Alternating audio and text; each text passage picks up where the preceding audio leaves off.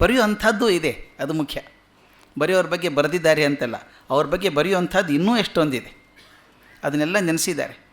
ನನಗೆ ಅನಿಸಿದ್ದು ಹೀಗೆ, ಇಂಥ ಮಹನೀಯರ ಜೀವನವನ್ನು ಸ್ವಲ್ಪ ಗಮನಿಸ್ತಾ ಇದ್ದರೆ ನಮ್ಮ ಜೀವನೋದ್ಧಾರಕ್ಕೆ ಒಳ್ಳೆಯದಾಗ್ತದೆ ಅಂತ.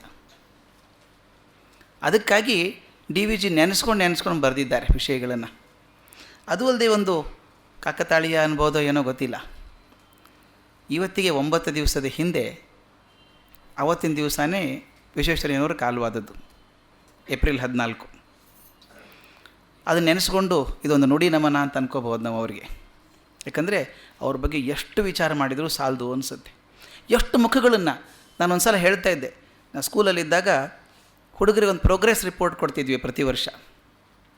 ನಾನೊಂದು ಬೇರೆ ಪದ್ಧತಿ ಮಾಡಿದ್ದೆ, ಅದಕ್ಕೊಂದು ಪ್ರೊಫೈಲ್ ಆಫ್ ಎ ಸ್ಟೂಡೆಂಟ್ ಅಂತ ಮಾಡೋದು ಅಂತ, ಸ್ಟೂಡೆಂಟ್ ಪ್ರೊಫೈಲ್ ಅಂತ.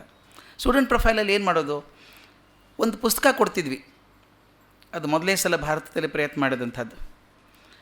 ಪ್ರತಿಯೊಂದು ಮಗು ವರ್ಷ ಮುಗಿಸಿ ಹೋಗುವಾಗ ಅವ್ರ ತಂದೆ ತಾಯಿಗೆ ಒಂದು ಸಣ್ಣ ಬುಕ್ಲೆಟ್ ಕೊಡ್ತಾಯಿದ್ವಿ. ಅದರೊಳಗೆ ಸುಮಾರು 682 ಪ್ಯಾರಾಮೀಟರ್ಸ್ ಇರೋದು. ಕೆಲವು ಕೇಳ್ತಿದ್ರು, ಏನು ಇಷ್ಟೊಂದು ಬರೆದಿದ್ದೀರಿ ಪ್ರತಿಯೊಂದು ಮಗು ಬಗ್ಗೆ ಅಂತ. ನಾನು ಹೇಳಿದೆ, ಈ ಚೈಲ್ಡ್ ಈಸ್ ಎ ಡೈಮಂಡ್. ಆ ಡೈಮಂಡ್ ಹೆಂಗೆ ಗೊತ್ತಾಗುತ್ತೆ ನನಗೆ, ಒಂದು ಯಾವುದೋ ಮೌಂಟ್ ಮೇಲಿಟ್ಟು ಹಿಂಗೆ ತಿರುಗಿಸಿದಾಗ 360 ಡಿಗ್ರಿ ತಿರುಗಿಸಿದಾಗ ಅದ್ರ ಮುಖದ ಹೊಳಪುಗಳು ಗೊತ್ತಾಗ್ತದೆ.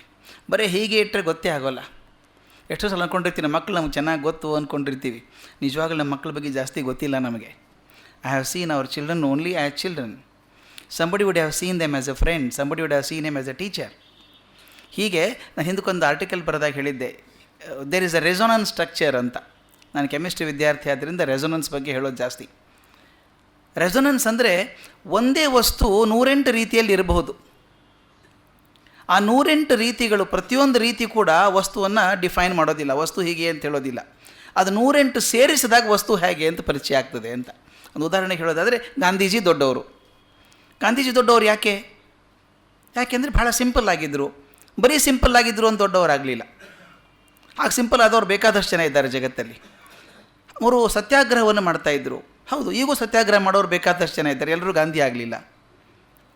ಅದ್ರ ಜೊತೆಗೆ ನೀತಿವಂತರಾಗಿದ್ದರು, ಹೌದು, ನೀತಿವಂತರಾದವ್ರು ಕೆಲವರು ಇದ್ದಾರೆ, ಗಾಂಧಿ ಆಗಲಿಲ್ಲ. ಅಂದರೆ ಯಾವುದೋ ಒಂದರಿಂದ ಗಾಂಧಿನ ಹೇಳೋಕ್ಕಾಗೋದಿಲ್ಲ, ಎಲ್ಲ ಗುಣಗಳನ್ನು ಹೇಳಿದಾಗ ಗಾಂಧಿ ಅಂತ ಒಂದಾಗ್ತದೆ. ಹಾಗೆ ಒಬ್ಬ ವ್ಯಕ್ತಿಗೆ ಮುಖಗಳು ಹೆಚ್ಚಾದಷ್ಟು ಆ ವ್ಯಕ್ತಿತ್ವ ಹೆಚ್ಚಾಗ್ತದೆ ಅಂತ ಹೇಳ್ತಾರೆ. ಅಂದರೆ ಒಂದೇ ಮುಖ ಅಲ್ಲ, ಬಹುಮುಖ ವ್ಯಕ್ತಿತ್ವ ಅಂತ ಹೇಳ್ತೀವಿ ನಾವು. ಆ ಬಹುಮುಖಗಳನ್ನು ಪರಿಚಯ ಮಾಡೋದಕ್ಕೆ DVG ಏನು ಮಾಡಿದ್ದಾರೆ ಅಂದರೆ, ಅಲ್ಲಲ್ಲಿ ನಿದರ್ಶನಗಳನ್ನು ಕೊಡ್ತಾ ಬೇರೆ ಬೇರೆ ಸಂದರ್ಭಗಳಲ್ಲಿ ವಿಶ್ವೇಶ್ವರಯ್ಯನವರು ಹೇಗೆ ಮಾಡಿದರು ಅಂತ ತೋರಿಸ್ಕೊಂಡು ಹೋಗಿದ್ದಾರೆ. ಕೆಲವುಗಳನ್ನು ನಿನ್ನೆ ನೋಡಿದ್ವಿ ನಾವು. ಅವರು ಹೇಗೆ ಮಿತಾಶಿಗಳಾಗಿದ್ದರು, ಊಟ ಕಮ್ಮಿ ಮಾಡ್ತಾಯಿದ್ರು, 2-3 ಸ್ಪೂನ್ ಅಷ್ಟೇ ಮಾಡ್ತಾಯಿದ್ರು, ಆರೋಗ್ಯದ ಗುಟ್ಟಾದಾಗಿತ್ತು ಅಂತ ನೋಡ್ತಾಯಿದ್ವಿ.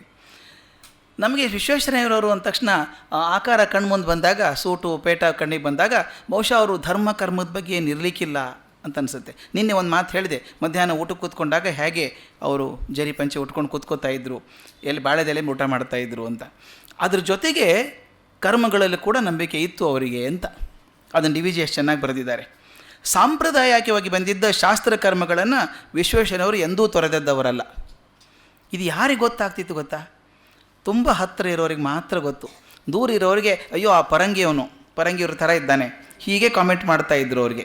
ಆದರೆ ಹತ್ತಿರ ಇರುವಂಥ DVG ಅವರಿಗೆ ಅವಕಾಶ ಇತ್ತು ನೋಡುವಂಥದ್ದು. ಅವ್ರು ಬರೀತಾರೆ, ಉಪಕರ್ಮದ ದಿವಸ ಪುರೋಹಿತರು ಕ್ಲೃಪ್ತ ಕಾಲಕ್ಕೆ ಬರಬೇಕು, ಮಂತ್ರ ಹೇಳಿ ಯಜ್ಞೋಪವೀತವನ್ನು ಮಂತ್ರಾಕ್ಷತೆ ಮಣೆಯ ಮೇಲೆ ಇರಿಸಬೇಕು, ಮಾಮೂಲಿನಂತೆ ದಕ್ಷಿಣೆ ತಾಂಬೂಲಗಳನ್ನು ಪಡೆದು ತೆರಳಬೇಕು. ವಿಶ್ವೇಶ್ವರಯ್ಯನವರು ತಮ್ಮ ಪದ್ಧತಿಯಂತೆ 12 ಗಂಟೆಗೆ ಸ್ನಾನ ಮಾಡಿ ಯಜ್ಞೋಪವೀತ ಧಾರಣ ಮಾಡಬೇಕು. ಶ್ರಾದ್ದಾದಿ ದಿವಸಗಳಲ್ಲಿ ಸಹ ಅವರು ಸ್ವತಃ ಕರ್ಮ ಮಾಡದಿದ್ದರು. ಅವರು ತಮ್ಮಂದಿರು ಕರ್ಮ ಮಾಡುತ್ತಿದ್ದಾಗ ವಿಶ್ವೇಶ್ವರಯ್ಯನವರು ಪವಿತ್ರ ಧರಿಸಿ ಅಲ್ಲಿ ಕುಳಿತಿರುತ್ತಿದ್ದರು. ಅದರ ವಿಶ್ವಾಸ ಇಲ್ಲ ಅಂತಲ್ಲ, ಇದೆ, ತೋರಿಸ್ತಿರಲಿಲ್ಲ ಅಂತ. ವಿಶ್ವೇಶ್ವರಯ್ಯನವರು ಸದಾಚಾರ ವಿಷಯಗಳಲ್ಲಿ ತಪ್ಪಿದವರಲ್ಲ, ಸಂಪ್ರದಾಯ ವಿಷಯಗಳಲ್ಲಿ ತಪ್ಪಿದವರಲ್ಲ. ಕೊನೆಯ ಮಾತು ಬಹಳ ಚೆನ್ನಾಗಿದೆ, ಅವರ ಭಕ್ತಿ ನಿಷ್ಠೆಗಳು ಲೋಕದ ನೋಟಕ್ಕಾಗಿ ನಡೆದವಲ್ಲ. ಇದು ಬಹಳ ಮುಖ್ಯ. ಅವರ ಭಕ್ತಿ ನಿಷ್ಠೆಗಳು ಲೋಕದಕ್ಕಾಗಿ ನಡೆದವಲ್ಲ, ಅವರು ತಮ್ಮ ಮತತತ್ವವನ್ನು ಅಂತರಂಗದಲ್ಲಿ ಕಾಪಾಡಿಕೊಂಡಿದ್ದರು ಅಂತ. ನಮ್ಮಲ್ಲಿ ಹೊರಗಡೆ ಆಡಂಬರ ಜಾಸ್ತಿ ಆಗಿಬಿಡುತ್ತೆ, ಒಳಗಡೆ ಕಮ್ಮಿ ಇರುತ್ತೆ. ಅದು ರಿವರ್ಸ್ ಆಗಬೇಕು ಅಂತ. ಹೊರಗಡೆ ತೋರಿಸಿಗೋಸ್ಕರ ಆದರೆ ಪ್ರಯೋಜನ ಇಲ್ಲ, ಅದು ಒಳಗಡೆ ಬದಲಾವಣೆ ಆಯಿತಾ ಅಂತ. ಒಳಗಡೆ ಬೆಂದಿದೆಯಾ ವಸ್ತು. ಕಬೀರ್ ಭಾಳ ಚೆನ್ನಾಗಿ ಹೇಳ್ತಾರೆ ಇದನ್ನು. ಕಬೀರ್ ಹೇಳ್ತಾರೆ, ಯಾರೊಬ್ಬರು ಯಾತ್ರೆಗೆ ಹೋಗ್ತೀನಿ ಬರ್ತೀರಾ ಅಂತ ಕೇಳಿದ್ರಂತೆ. ಇವರು ಯಾತ್ರೆಗೆ ನಾನು ಬರೋಕ್ಕಾಗಲ್ಲ, ಎಂಥ ಹುಚ್ಚಾನೋ, ನಾವೆಲ್ಲ ಹೋಗ್ತಾ ಇದ್ದೀವಿ, ಧರ್ಮ ಬೆಳೆಸೋ ರೀತಿ ಅದು, ಎಷ್ಟು ಪ್ರಯಾಣ ಮಾಡ್ತೀವೋ, ಎಷ್ಟು ತೀರ್ಥಯಾತ್ರೆ ಮಾಡ್ತೀವೋ ಅಷ್ಟು ಒಳ್ಳೇದಾಗತ್ತೆ ನಮಗೆ ಅಂತ, ನೀವು ಹೋಗಿ ಮಾಡಿ ಅಂದರು. ನನ್ನ ಜೊತೆಗೆ ಒಂದು ವಸ್ತು ಕಳಿಸ್ಕೊಡ್ತೀನಿ, ಪಾಪ ಭಾಳ ಪಾಪಿಷ್ಠ ಇದೆ ಇದು, ಅದು ಸ್ವಲ್ಪ ಸರಿ ಆಗ್ತದೆ, ನೀವು ಕರ್ಕೊಂಡು ಹೋಗ್ರಿ ಅಂತ ಹೇಳಿದ್ರಂತೆ. ಒಂದು ಕುಂಬಳಕಾಯಿ ಕೊಟ್ರಂತೆ, ನನ್ನ ಪರವಾಗಿ ಇದನ್ನು ತೊಗೊಂಡು ಹೋಗಿ ಅಂತ. ಅವ್ರು ಪಾಪ ಕರ್ಕೊಂಡು ಹೋಗಿ ಎಲ್ಲೆಲ್ಲಿ ಸ್ನಾನ ಮಾಡಿದ್ರೋ ಅಲ್ಲೆಲ್ಲ ಕುಂಬಳಕಾಯಿ ಮುಣಗಿಸಿ, ಆಮೇಲೆ ಪ್ರದಕ್ಷಿಣೆ ಮಾಡಿದ ಕುಂಬಳಕಾಯಿ ಸೊಂಟಕ್ಕೆ ಕತ್ಕೊಂಡು ಸುತ್ತಾಡ್ಕೊಂಬಂದರು. ಊರಿಂದ ಬಂದಮೇಲೆ ಅವ್ರ ಮುಂದೆ ಕುಂಬಳಕಾಯಿ ಒಡೆದು ನೋಡಿದ್ರಂತೆ. ಕಬೀರು ಕೊಳತು ಹೋಗಿತ್ತಂತೆ. ಹೇಳಿದ್ರಂತೆ, ನೋಡಿ ಎಷ್ಟೊಂದು ಪಾಪ ಒಳ್ಳೆ ನೀರು ಹಾಕಿದ್ದೀರಿ, ಅದ್ರ ಮೇಲೆ ಎಷ್ಟು ತೀರ್ಥ ಹಾಕಿದ್ದೀರಿ, ಅದು ದರಿದ್ರ ಒಳಗಡೆ ಕೊಳತೆ ಹೋಗಿದೆ ಅಂತ ಹೇಳಿದ್ರಂತೆ. ಒಳಗಡೆ ಕುಂಬಳಕಾಯಿ ಚೆನ್ನಾಗಿದ್ದರೆ ಸಾಕು, ಹೊರಗಡೆ ಏನು ನೀರು ಹಾಕಿದ್ರು ಒಳಗಿನ ಸತ್ವ ಚೇಂಜ್ ಆಗೋದಿಲ್ಲ. ಹಾಗೆ ಅಂತರಂಗದಲ್ಲಿ ತಮ್ಮ ಮತತತ್ವವನ್ನು ಕಾಪಾಡ್ಕೊಂಡು ಬಿದ್ದವರು ಅಂತ. ಇನ್ನೊಂದು ವಿಷಯ, ಇನ್ನೊಂದು ಮುಖ ಇವ್ರದ್ದು ವಿಶ್ವೇಶ್ವರಯ್ಯನವ್ರದ್ದು ಅಂದರೆ ಯಾವಾಗಲೂ ಓದುವಂಥ ವಿಷಯ ಅವ್ರದ್ದು, ಓದುವಂಥ ಚಿಂತೆ. ಕೊನೆಗೆ ಹೇಳ್ತಾರೆ, ಅವರು ತೀರ್ಕೊಳ್ಳೋದಕ್ಕಿಂತ ಒಂದು ವಾರ ಮೊದಲು ಕೂಡ ಹೇಳ್ತಾ ಇದ್ರಂತೆ, ಆ ಪುಸ್ತಕ ಅರ್ಧ ಆಗಿಬಿಟ್ಟಿದೆ, ಓದ್ಬೇಕಂದ್ರೆ ಕಣ್ಣಿಗೆ ಆಯಾಸ ಆಗ್ತಾಯಿದೆ, ದಿನಕ್ಕೊಂದು 50 ಪುಟ ಓದ್ಬೇಕಂತಿದ್ದೀನಿ, ಆಗ್ತಾಯಿಲ್ಲ, 20 ಓದ್ತಾ ಇದ್ದೀನಿ ಅಂತ. ಎಂದು 101ನೇ ವಯಸ್ಸಿಗೆ. ನಾವು 11ನೇ ವಯಸ್ಸಿಗೆ ಓದೋಲ್ಲ, 101ನೇ ವಯಸ್ಸಿಗೆ ಹೇಳ್ತಿದ್ರಂತ, ದಿನಕ್ಕೆ 50 ಪುಟ ಓದಬೇಕಂತೇನೆ, ಕಣ್ಣಿಗೆ ಆಯಾಸ ಆಗಿ 20 ಪುಟ ಮಾತ್ರ ಓದ್ತೇನೆ ಅಂತ. DVJ ಕೇಳ್ತಾರವರು, ವಿಶ್ವೇಶ್ವರಯ್ಯನವರು ಎಷ್ಟೋ ಸಲ ನನ್ನನ್ನು ಕೇಳಿದ್ದುಂಟು, ನೀನು ಓದುವ ಅಭ್ಯಾಸವನ್ನು ಇಟ್ಟುಕೊಂಡಿದ್ದೀಯಾ ಅಂತ DVJ ಕೇಳೋದಂತೆ. ಈಗೇನು ಓದುತ್ತಿದ್ದಿ, ಬರೀ ಹ್ಞೂ ಅಂದರೆ ಇಲ್ಲ, ಹೇಳಬೇಕು ಏನು ಓದ್ತಿದ್ದೀ ಈಗ ಅಂತ. ಪ್ರತಿದಿನವೂ ಅವ್ರು ಹೇಳ್ತಾರಂತೆ, ಪ್ರತಿದಿನವೂ ಮನುಷ್ಯನು ಬೆಳಗ್ಗೆಯೋ ಸಂಜೆಯೋ ಒಂದು ಅರ್ಧ ಗಂಟೆ ಹೊತ್ತಾದರೂ, ಈ ಮಾತು ನೋಡಿ ಎಷ್ಟು ಚೆನ್ನಾಗಿದೆ, ಅರ್ಧ ಗಂಟೆ ಹೊತ್ತಾದರೂ ಜೀವೋತ್ಕರ್ಷಕ್ಕೆ ಸ್ಫೂರ್ತಿ ಕೊಡುವ ಸದ್ಗ್ರಂಥವನ್ನು ಓದಬೇಕು. ಪುಸ್ತಕ ಓದೋದಲ್ಲ, ಯಾವ ಪುಸ್ತಕ ಅಂತ, ಜೀವೋತ್ಕೃಷ್ಟಕ್ಕೆ ಸ್ಫೂರ್ತಿ ಕೊಡುವ ಸದ್ಗ್ರಂಥವನ್ನು ಓದಬೇಕು. ಸದ್ಗ್ರಂಥದ ಅವಲೋಕನದ ಅಭ್ಯಾಸವಿಲ್ಲದಿದ್ದರೆ ಬಾಳು ಗುರಿ ತಪ್ಪೀತು ಅಂತ. ಅವರು ಎಷ್ಟು ಮೆಟಿಕ್ಯುಲಸ್ ಆಗಿದ್ದರು ಗ್ರಾಮರ್ ಬಗ್ಗೆ ಅಥವಾ ಬರವಣಿಗೆ ಬಗ್ಗೆ ಅಂದರೆ. ಒಂದು ಘಟನೆ ಬರ್ತದೆ, ಅವ್ರು ಯಾರೋ ಪರಿಚಯದವರೊಬ್ಬರು ಮದ್ರಾಸ್ಗೆ ಹೊರಟಿದ್ರಂತೆ. ಹೊರಟಾಗ ವಿಶ್ವೇಶ್ವರಯ್ಯನವರು ಕೇಳಿದ್ರಂತೆ, ಮದ್ರಾಸ್ಗೆ ಹೋಗ್ತಾ ಇದ್ದೀನಿ, ಏನು ತರಬೇಕಾ ಅಲ್ಲಿಂದ ಅಂತ ಕೇಳಿದ್ರಂತೆ. ಯಾವಾಗದು 100ನೇ ವರ್ಷ, ಮೋಸ್ಕೊಂಡು ವಿಶ್ವೇಶ್ವರಯ್ಯನವರಿಗೆ 100ನೇ ವರ್ಷ ಇದ್ದಾಗ ಮದ್ರಾಸ್ಗೆ ಹೋಗ್ತಾ ಏನು ತರಬೇಕಾ ಅಂತ ಕೇಳಿದ್ರಂತೆ. ಇವ್ರು ಹೇಳಿದ್ರಂತೆ, ಮೌಂಟ್ ರೋಡಿಗೆ ಹೋಗಿ ಒಳ್ಳೆ ಪುಸ್ತಕ ಅಂಗಡಿಯಲ್ಲಿ ಹೊಸದೊಂದು ಇಂಗ್ಲೀಷ್ ಡಿಕ್ಷನರಿ ಕೊಂಡ್ಕೊಂಬ, ಮಾಡರ್ನ್ ಡಿಕ್ಷನರಿ ಅಂತ ಹೇಳಿದ್ರಂತೆ. 100ನೇ ವಯಸ್ಸಿಗೆ ಡಿಕ್ಷನರಿ ಬೇಕು ಅವರಿಗೆ, ಹೊಸ ಡಿಕ್ಷನರಿ ತೊಗೊಂಡ್ಬಾ ಅಂತ ಹೇಳಿದ್ರಂತೆ. ಅಂದರೆ ಅದು ಓದುವಂಥ ಇದೆಯಲ್ಲ, ಹಪಾಪಿ ಇದೆಯಲ್ಲ, ಇದು ನೋಡಿದ ನನಗನ್ಸುತ್ತೆ ಇವರು ಎನ್ಲೈಟೆಂಡ್ ಸೋಲ್ ಅಂತ ಹೇಳ್ತೀವಲ್ಲ ನಾವು, ಎನ್ಲೈಟೆಂಡ್ ಸೋಲ್ ಆಗಿ ಮಹಾಜ್ಞಾನಿಗಳಾಗಬೇಕಾದ್ರೆ ಕಾಡಿಗೆ ಹೋಗಬೇಕು ಅಂತೇನಿಲ್ಲ, ಸನ್ಯಾಸ ಆಗಬೇಕು ಅಂತಿಲ್ಲ. ಇದು ಸೂಟಲ್ಲಿದ್ದುಕೊಂಡು ಸನ್ಯಾಸಿ ಆದಂಥವ್ರು ಅವರು. ಅದು ಏನು ತತ್ಪರತೆ, ಅದು ಓದೋ ವಿಚಾರ 100ನೇ ವಯಸ್ಸಿಗೆ ಆ ಥರ ಇರಬೇಕು ಅಂತ. ಅವರಿಗೆ ಸಮಯ ವೇಸ್ಟ್ ಮಾಡೋದು ಅಂದ್ರೆ ಅದು ಬೇಜಾರಾಗ್ತಿತ್ತಂತೆ, ಒಂದು ಕ್ಷಣ ಕೂಡ ವೇಸ್ಟ್ ಮಾಡೋರಲ್ಲ ಅವರು. ಒಂದು ಘಟನೆ ಬರೀತಾರೆ DVJ, ಭಾಳ ಚೆನ್ನಾಗಿರೋದು. ಒಂದು ಸಾರಿ ನಾನು ಚಿಕ್ಕಬಳ್ಳಾಪುರದ ಕಡೆಗೆ ಹೋಗಿ ಮುದ್ದೇನಹಳ್ಳಿ ಪ್ರಾಂತ ಸುತ್ತಾಡಿ ಬಂದಿದ್ದೆ. DVJ ನೋಡ್ಕೊಂಬಂದಿದ್ದಾರೆ. 1-2 ವಾರದೊಳಗೆ ವಿಶ್ವೇಶ್ವರಯ್ಯನವ್ರನ್ನ ಕಂಡಾಗ ನಾನು ಹೇಳಿದೆ, ನಾನು ನಿಮ್ಮ ಊರಿಗೆ ಹೋಗಿದ್ದೆ, ಅವ್ರ ಊರಲ್ವ ಮುದ್ದೇನಹಳ್ಳಿಗೆ, ನಿಮ್ಮ ಊರಿಗೆ ಹೋಗಿದ್ದೆ, ಅಲ್ಲಿ ಯಾರೋ ಮುದುಕರು ಒಂದು ಕಾಗದವನ್ನು ತೋರಿಸಿ ಅದರಲ್ಲಿದ್ದುದು ನಿಮ್ಮ ತಂದೆಯವರ ಕೈ ಬರಹ ಎಂದು ಹೇಳಿದರು. ಇವ್ರ ತಂದೆಯವ್ರ ಕೈ ಬರಹ ಅಂತ ತೋರಿಸಿದ್ರಂತೆ. ಇವ್ರು ಪಾಪ ಅವ್ರು ಖುಷಿಯಾಗತ್ತೆ ಅಂದ್ಕೊಂಡು ಕೇಳಿದರು. ಇವ್ರು ಏನದನ್ನು ಸೀರಿಯಸ್ ಆಗಿ ನೋಡಲಿಲ್ಲ. ನೀನು ಅದನ್ನು ನೋಡಿದ್ಯಾ ಅಂತ ಕೇಳಿದ್ರಂತೆ. ಹೌದು ನೋಡಿದೆ ಅಂದ್ರಂತೆ ಇವರು. ಏನು ಬರೆದಿದ್ರು ಅದರಲ್ಲಿ ಅಂತ ಇವರು ಕೇಳಿದ್ರು ವಿಶ್ವೇಶ್ವರಯ್ಯನವರು. ಅದಕ್ಕೆ ಹೇಳಿದಂತೆ ಉಪನಿಷತ್ ವಾಕ್ಯಗಳನ್ನು ಬರೆದಿತ್ತು, ಬ್ರಹ್ಮವಿದಾಪ್ನೋತಿ ಇತ್ಯಾದಾಗಿ ಉಪನಿಷತ್ ವಾಕ್ಯಗಳನ್ನು ಬರೆದಿದ್ದರು ಅಂತ ಹೇಳಿದ್ರಂತೆ. ಅದಕ್ಕೆ ಉತ್ತರ ಎಷ್ಟು ಚೆನ್ನಾಗಿದೆ ನೋಡಿ ವಿಶ್ವೇಶ್ವರಯ್ಯನವ್ರದ್ದು. ಅವ್ರು ಹೇಳ್ತಾರೆ, ಅವ್ರು ಏನೇನೋ ಮಾಡ್ಕೊಳ್ತಾ ಇದ್ದರು, ದ್ಯಾಟ್ ಜೆಂಟಲ್ಮನ್ ಯುನೋ ಅಂದ್ಬಿಟ್ಟು ಬೆಳಗ್ಗೆ 5 ಗಂಟೆಯಿಂದ 11 ಗಂಟೆವರೆಗೆ ಏನೇನೋ ಹೇಳ್ಕೊತಾ ಇದ್ದರು. ಬೆಳಗ್ಗೆ 5ರಿಂದ 11 ಗಂಟೆವರೆಗೆ ಏನೇನೋ ಹೇಳ್ಕೊತಾ ಇದ್ದರು. 6 ಗಂಟೆ ಹೊತ್ತು ವೇಸ್ಟು ಅಂದು ನಕ್ಕರು. ನೋಡಿ ಯಾರಿಗೇನು ಅನ್ಸುತ್ತೆ ಹೇಳಿ, ಅಪ್ಪನ ಬಗ್ಗೆ ಮರ್ಯಾದೆ ಇಲ್ಲ ಅಂತ ಅನ್ಸುತ್ತಲ್ಲ ಮಾತು ಕೇಳಿದರೆ. ಅವ್ರು ಹಾಗಲ್ಲ ಹೇಳಿದ್ದು, ಅದು 6 ಗಂಟೆ ಬಂದ್ಕೊಂಡ್ರೆ ಏನು ಪ್ರಯೋಜನ ಮಂತ್ರ ಅಂದ್ಕೊಂಡ್ರೆ ಅಂತ. ಅದಕ್ಕೆ DVJ ವಾಪಸ್ ಕೊಟ್ರಂತೆ ತಿರುಮಂತ್ರ. ಹಾಗೆ ಅವರು ವೇಸ್ಟ್ ಮಾಡಿದ್ದರ ಫಲವನ್ನು ಇವತ್ತು ನಾವು ಹೊತ್ತು ಅನುಭವಿಸಿ ಸಂತೋಷ ಪಡ್ತಾ ಇದ್ದೀವಿ ಅಂದ್ರಂತೆ. ಅವರು ವೇಸ್ಟ್ ಮಾಡಿದಾರಲ್ಲ ಅದರ ಅನುಭವವನ್ನು ನಾವೀಗ ಫಲವನ್ನು ಹೊತ್ತು ಸಂತೋಷ ಪಡ್ತಾ ಇದ್ದೀವಿ ಈಗ ಅಂದ್ರಂತೆ. ಏನದು, ವಾಟ್ ಈಸ್ ಇಟ್ ಅಂತ ಕೇಳಿದ್ರಂತೆ. ಅದಕ್ಕೆ ಹೇಳ್ತಾರೆ ಅವರು, ನಾನು ಕೈಯನ್ನು ಅವ್ರ ಕಡೆಗೆ ತಿರುಗಿಸಿ ಹೇಳಿದೆ, ವಿಶ್ವೇಶ್ವರ ಕಡೆ ತಿರುಗಿಸಿ ಹೇಳಿದ್ರಂತೆ, ಕೃಷ್ಣರಾಜ ಸಾಗರ, ಭದ್ರಾವತಿ ಸ್ಟೀಲ್ ಫ್ಯಾಕ್ಟ್ರಿ, ಅವರು ವೇಸ್ಟ್ ಅಂತಿರಲ್ಲ, ಅವರ ವೇಸ್ಟ್ ಮಾಡಿದ್ದಕ್ಕೆ ನಿಮ್ಮಂಥ ಮಗ ಬಂದ, ನಿಮ್ಮಿಂದ ಇಷ್ಟೆಲ್ಲ ಆಯಿತು ಅಂತ ಹೇಳೋದಕ್ಕೆ ಹೋದರು ಡಿ ವಿ ಜಿ.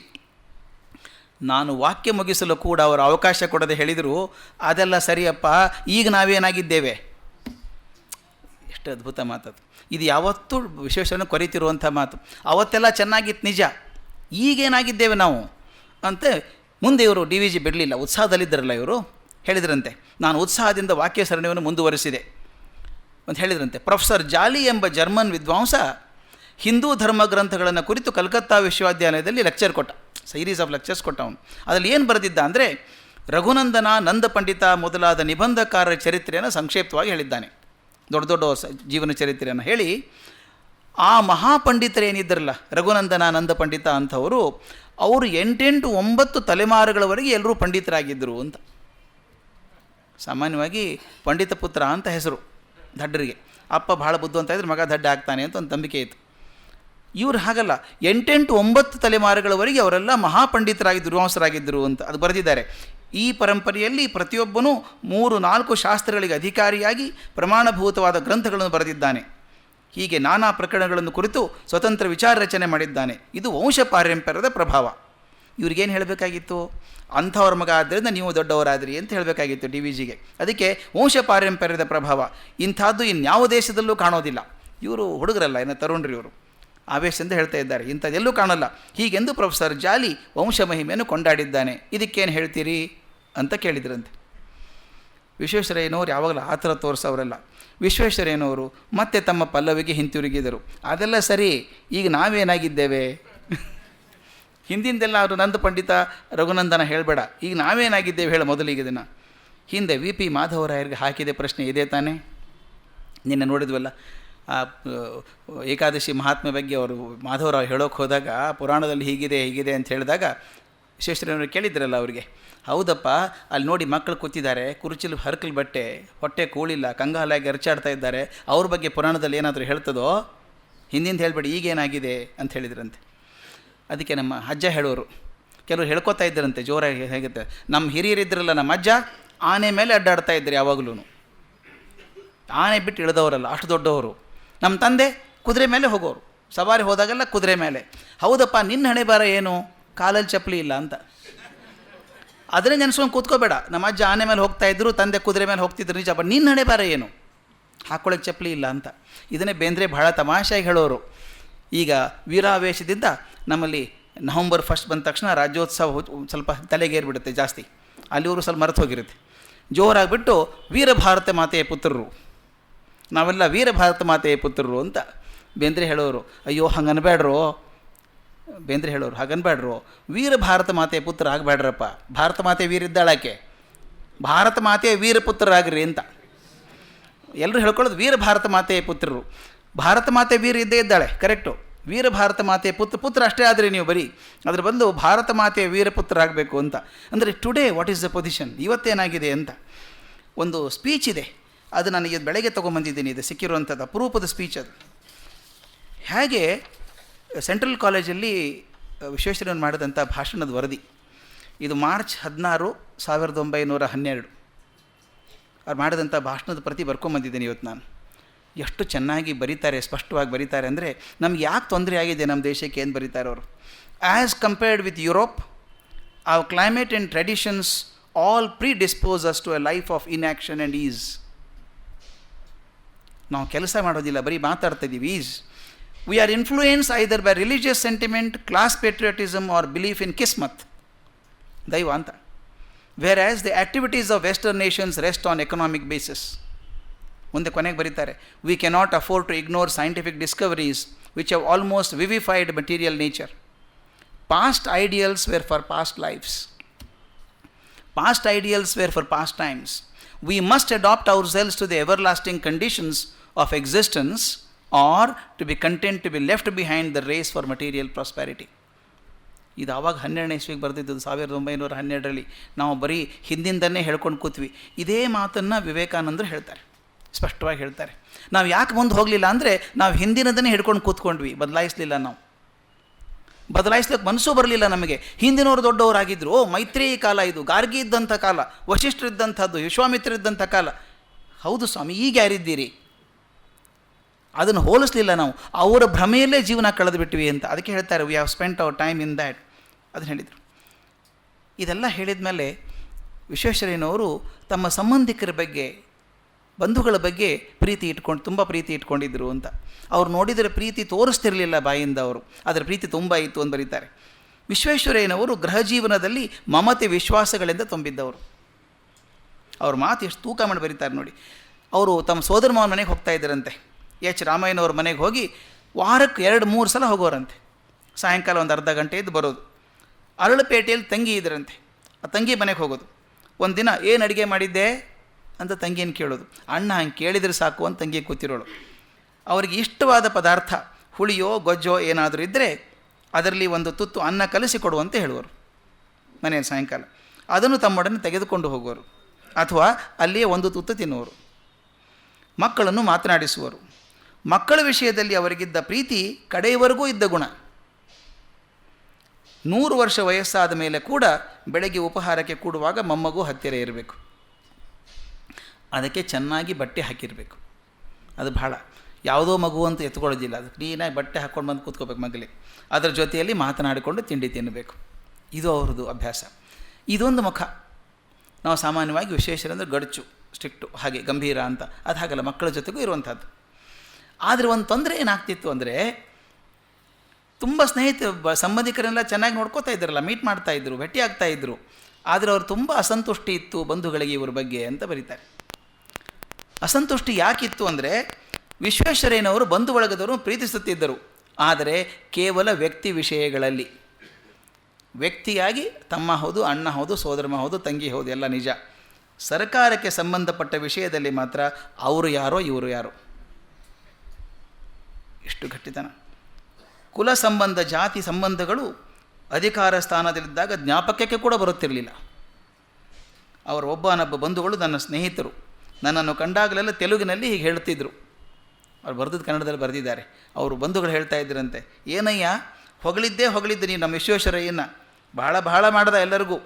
ನನಗೇನು ಮಾಡಿದ್ದಾನೆ ನೋಡು, 20 ವರ್ಷದ ಹಿಂದೆ ಇದ್ದ ಕಡೆಗೆ ಇದ್ದೇನೆ. ಅದೇ ಹರ್ಕಲ್ಕೋಟು, ಅದೇ ಹಳೆ ಗುಮಾಸ್ತಗಿರಿ, ಅದೇ ಹಳೆ ಕಚೇರಿ ಅಂತ ದುಃಖ ಪಟ್ಕೊಂಡ್ರು ಅಂತ ಹೇಳ್ತಾರೆ. ಇದು ಒಂದು ಭಾಳ ವಿಶೇಷವಾದಂಥ ವಸ್ತು. ನಿನ್ನೆ ಇವತ್ತು ಟೆಲಿವಿಷನಲ್ಲಿ, ಪೇಪರಲ್ಲಿ ಏನು ಓದ್ತಾ ಇದ್ದೀವಿ ಅದಕ್ಕೂ ಒಂದು ಸ್ವಲ್ಪ ಸಂಬಂಧ ಬರುತ್ತೆ. ಅದು ಅಧಿಕಾರದಲ್ಲಿದ್ದ ತಕ್ಷಣ ಎಲ್ಲ ಸಂಬಂಧಿಗಳು ತುಂಬ ಹತ್ತಿರ ಆಗ್ತಾರೆ.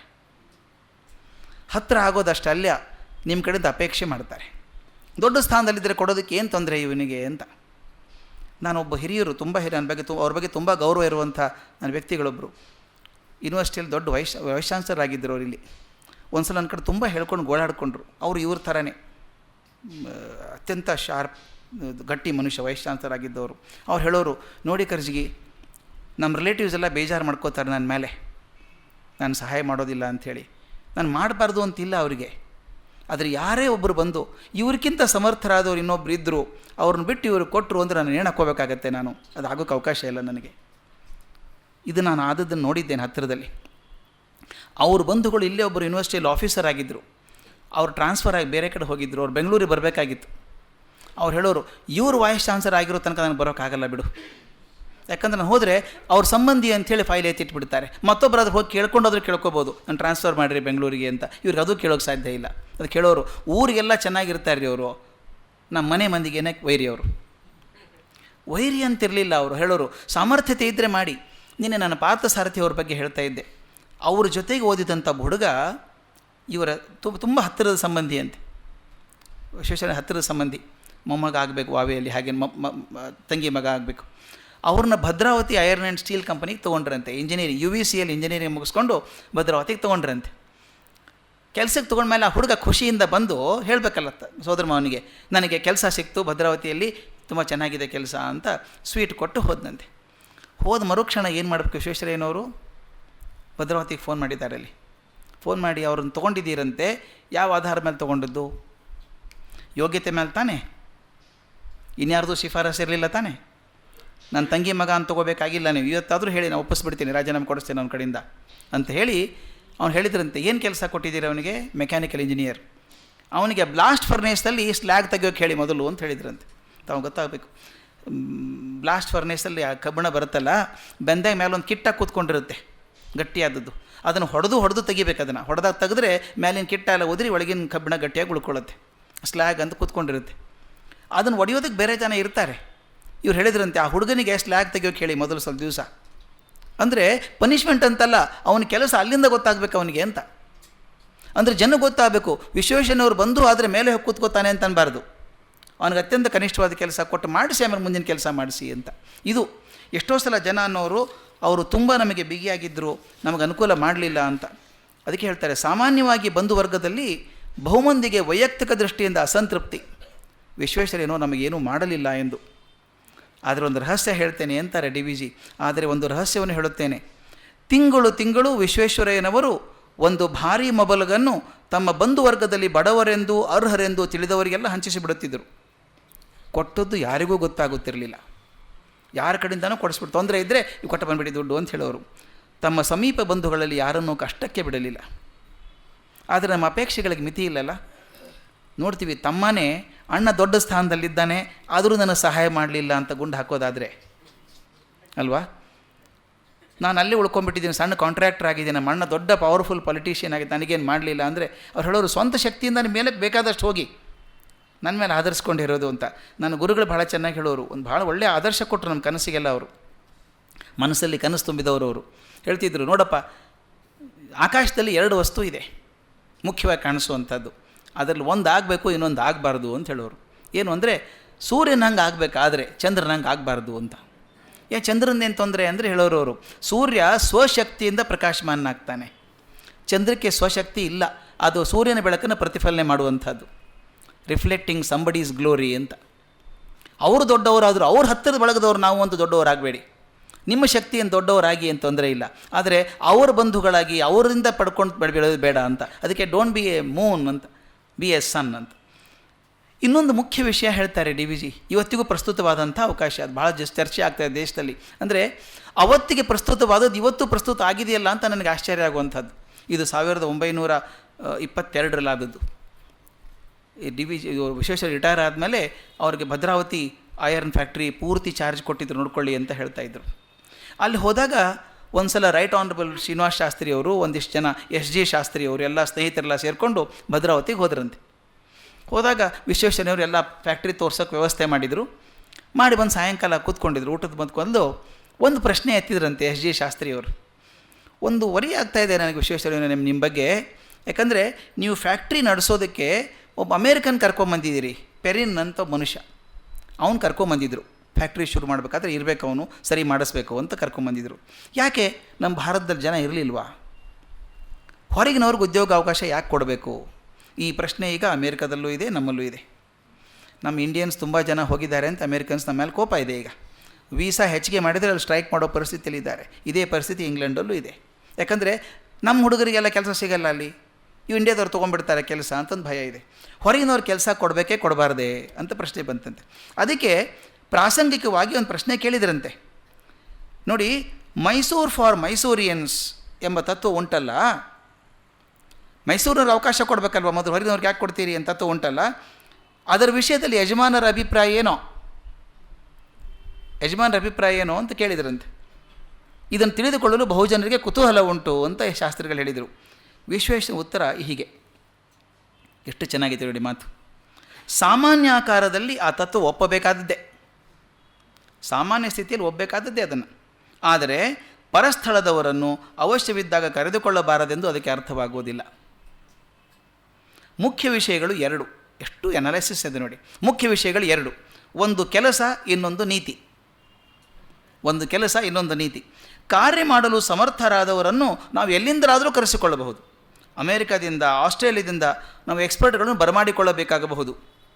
ಅವರಿಗೆ ಬೇಡದಂತೆ ವೇತನಗಳನ್ನು ಭತ್ಯೆಗಳನ್ನು ಕೊಡಬಹುದು. ಆದರೆ ಮುಖ್ಯ ಅಲ್ಲಿರೋದು, ಆದರೆ ಅವರು ಮಾಡುತ್ತಿರುವ ಕೆಲಸ ದೇಶಕ್ಕೆ ಉಪಯೋಗವಾದೀತೆ, ಆದರೆ ಅದು ನಮ್ಮ ದೇಶದ ಹಿತಕ್ಕಾಗಿ ನಡೆಯುತ್ತಿದೆಯೇ ಎಂಬುದನ್ನು ಕಾದು ನೋಡಬೇಕಾದದ್ದು ನಮ್ಮ ಕಣ್ಣು. ಅಂದರೆ ನೀತಿಯನ್ನು ನಾವು ನಿರ್ಧಾರ ಮಾಡಬೇಕು, ನಮ್ಮ ನೀತಿಯಾಗಿ ಅವ್ರು ಕೆಲಸ ಮಾಡಲಿ. ಅವ್ರು ಬುದ್ಧಿವಂತರಿದ್ದರೆ ಕೆಲಸ ಮಾಡಲಿ, ಕೆಲಸದಿಂದ ಲಾಭ ಆಗೋದು ಯಾರಿಗೆ? ನಮ್ಮ ದೇಶಕ್ಕೆ ಆಗೋದಲ್ವ. ಅದನ್ನು ಕರ್ಕೊಂಡ್ಬರೋದು ತಪ್ಪಲ್ಲ, ಅವ್ರು ಕರ್ಕೊಂಡು ಬಂದಾಗ ನಮ್ಮ ದೇಶಕ್ಕೆ ಉಪಯೋಗ ಆಗೋ ಕೆಲಸ ಮಾಡ್ತಾರೆ ಇಲ್ವೋ ನೋಡುವಂಥದ್ದು ನಮ್ಮ ಕೆಲಸ. ಅಂದರೆ ನೀತಿ ನಮ್ಮ ಕೈಯಲ್ಲಿರಲಿ, ಕೆಲಸ ಅವ್ರ ಕಡೆಯಿಂದ ಮಾಡಿಸೋಣ ಅಂತ ಅವ್ರ ಬುದ್ಧಿ ಆಗಿದೆ ನೋಡಿ. ಕಾರ್ಯವನ್ನು ಚಿಂತಿಸುವ ಬುದ್ಧಿಯೂ, ಮಾತೆಷ್ಟು ಚೆನ್ನಾಗಿದೆ, ಕಾರ್ಯವನ್ನು ಚಿಂತಿಸುವ ಬುದ್ಧಿಯೂ ನಿರ್ದೇಶ ಮಾಡುವ ಕೈಯೂ ನಮ್ಮದಾಗಿರಬೇಕು. ಹೊರಗಿನವರು ಹೆಚ್ಚಣ ತೆಗೆದುಕೊಂಡರೆ ತೆಗೆದುಕೊಳ್ಳಲಿ, ನಾವು ಹೇಳಿದಂತೆ ಕೆಲಸ ಮಾಡಲಿ, ಇದು ದೇಶಾಭ್ಯುದಯ ದಾರಿ. ಇವತ್ತು ಆಗ್ತಿರೋ ಮಾತಿದು, ಅಮೆರಿಕನ್ ಸೆನೆಟಲ್ಲಿ ಡಿಸ್ಕಸ್ ಆಗ್ತಿರೋದು ಇದು. ಅವರು ಅದೇ ಹೇಳ್ತಾರೆ, ಇಂಡಿಯನ್ಸ್ ಬಂದು ಕೆಲಸ ಮಾಡಿದರೆ ನಮಗೆ ನಷ್ಟ ಇಲ್ಲ, ಕಮ್ಮಿ ಸಂಬಳಕ್ಕೆ ಕೆಲಸ ಮಾಡ್ತಾರೆ. ಅಮೇರಿಕನ್ಸ್ ಹೋಲಿಸಿದ್ರೆ ಕಮ್ಮಿ ಸಂಬಳ ಕೆಲಸ ಮಾಡ್ತಾರೆ. ದೇಶ ಬೆಳೆಯೋದು ಯಾವುದು? ಆ ದೇಶ ಬೆಳೀತದೆ. ಅವ್ರು ಕೆಲಸ ಮಾಡಿಸ್ಕೋತಾರೆ, ಏನು ಬೇಕೋ ಕೆಲಸ ಮಾಡಿಸ್ಕೋತಾರೆ, ಮಾಡೋ ಹುಡುಗರು ನಮ್ಮವರು, ಲಾಭ ಆಗೋದು ಆ ದೇಶಕ್ಕೆ. ಈ ದೃಷ್ಟಿಯಿಂದ ದೇಶಕ್ಕೆ ಲಾಭ ಆಗೋ ದೃಷ್ಟಿಯಿಂದ ಕರ್ಕೊಂಡು ರೆಡಿ ಇಲ್ಲ ಅಂತ ಹೇಳ್ಕೊಂಡು ಪೇರಿಯನ್ನು ಕರ್ಕೊಂಬಂದಿದ್ದೀನಿ ಅಂತ ಹೇಳ್ತಾರೆ. ಈ ಮಾತು ಇವತ್ತಿಗೂ ಆಗುತ್ತೆ.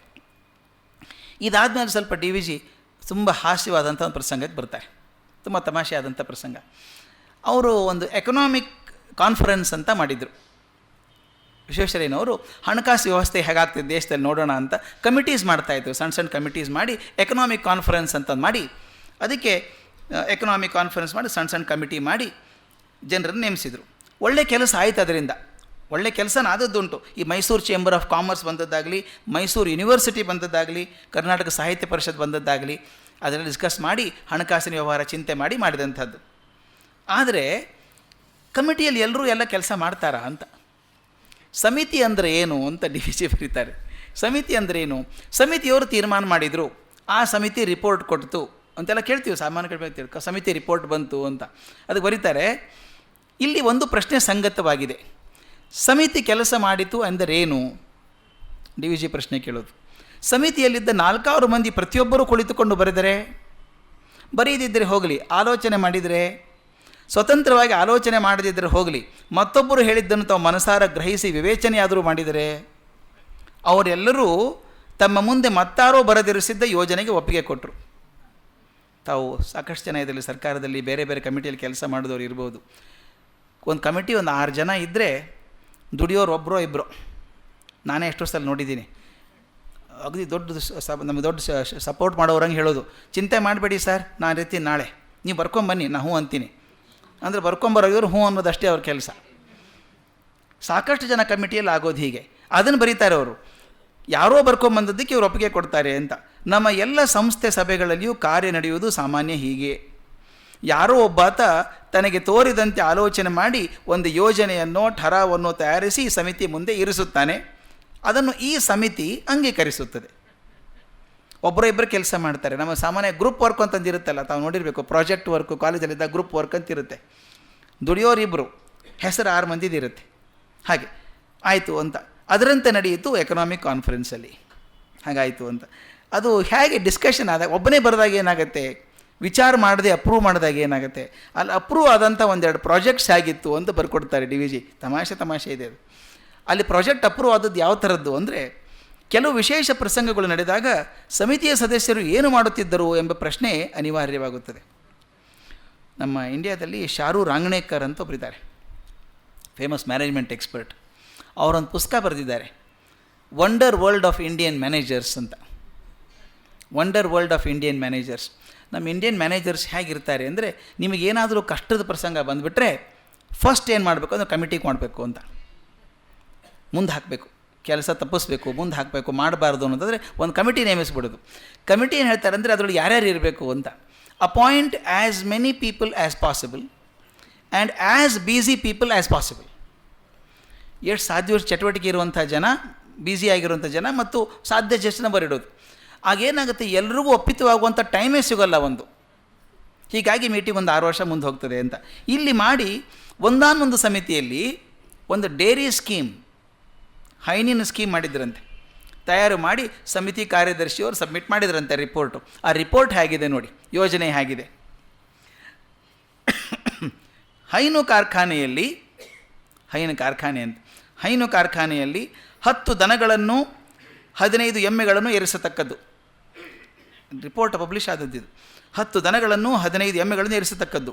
ಎಮ್ಮೆ ದಿನವೊಂದಕ್ಕೆ 2 ಸೇರು ಹಾಲು ಕೊಡುತ್ತದೆ, ಬೆಳಗ್ಗೆ ಸಂಜೆ 1.5 ಸೇರು ಹಾಲು ಕೊಡುತ್ತದೆ. ಹೀಗೆ ವರ್ಷವೊಂದಕ್ಕೆ ಒಂದು ಎಮ್ಮೆ ಹಗಲು ರಾತ್ರಿ ಸೇರಿಸಿ 1277.25 ಸೇರು ಹಾಲು ಕೊಡುತ್ತದೆ. ಇದನ್ನು ರೂಪಾಯಿಗೆ 4 ಸೇರಿದಂತೆ ಮಾರಿದರೆ ಬರುವ ವರಮಾನ 320 ರೂಪಾಯಿ. 9 ತಿಂಗಳಿಗೆ 1 ಕರುವಿನಂತೆ 1 ಕರುವಿಗೆ 25 ರೂಪಾಯಿ. ಒಟ್ಟು ವರಮಾನ 1 ಎಮ್ಮೆಯಿಂದ 345 ರೂಪಾಯಿ. ಆಕಳಿನಿಂದ ವರಮಾನವು ಇದೇ ರೀತಿ ಲೆಕ್ಕ. ಈ ಒಟ್ಟು ವರಮಾನದಲ್ಲಿ ಹುಲ್ಲು ತೌಡು ವಗೈರೆ ಖರ್ಚು ಕಳೆಯಲಾಗಿ 8,000 ರೂಪಾಯಿ ಲಾಭ ಡೇರಿ ಪ್ರಾಜೆಕ್ಟ್ಸಿಂದ. ಇದೆಲ್ಲ ಲೆಕ್ಕ ಕೊಟ್ಟರಂತೆ. ಅದಕ್ಕೆ DVC ಬರೀತಾರೆ, ಈ ಅಂಕೆಗಳು ಭಾವನಾ ಮಾತ್ರದವು ಅಂತ, ಅಂದರೆ ಕಲ್ಪನೆಗೆ ಮಾತ್ರ ಸರಿಯಾಗುವಂಥವು. ಈ ಯೋಜನೆ ಕಾನ್ಫರೆನ್ಸಿನ ಸಮಗ್ರ ಅಧಿವೇಶನದಲ್ಲಿ ಅನುಮೋದನೆಗಾಗಿ ಬಂತಂತೆ. ಸಮಿತಿಯೆಲ್ಲ ಸದಸ್ಯರು ಸೈನ್ ಮಾಡಿದ್ದಾರೆ, ರಿಪೋರ್ಟ್ ಪಬ್ಲಿಷ್ ಆಗಿದೆ. ಇದು ಅಪ್ರೂವಲ್ ಬರಬೇಕಲ್ಲ ಜನರಲ್ ಬಾಡಿಯಲ್ಲಿ. ಬಂದಾಗ ಒಬ್ಬ ಸದಸ್ಯರು, ಬಹುಶಃ ಚಿಕ್ಕಮಗಳೂರಿನ ಕಾಫಿ ಪ್ಲ್ಯಾಂಟರ್ ಶ್ರೀನಿವಾಸರಾಯರು ಇರಬೇಕು, ಅವ್ರು ಎದ್ದು ನಿಂತು ಕೇಳಿದರು, ಇದು ಯಾವ ಸೀಮೆ ದನ ಸ್ವಾಮಿ, ಇದು ಯಾವ ಸೀಮೆ ದನ ಸ್ವಾಮಿ?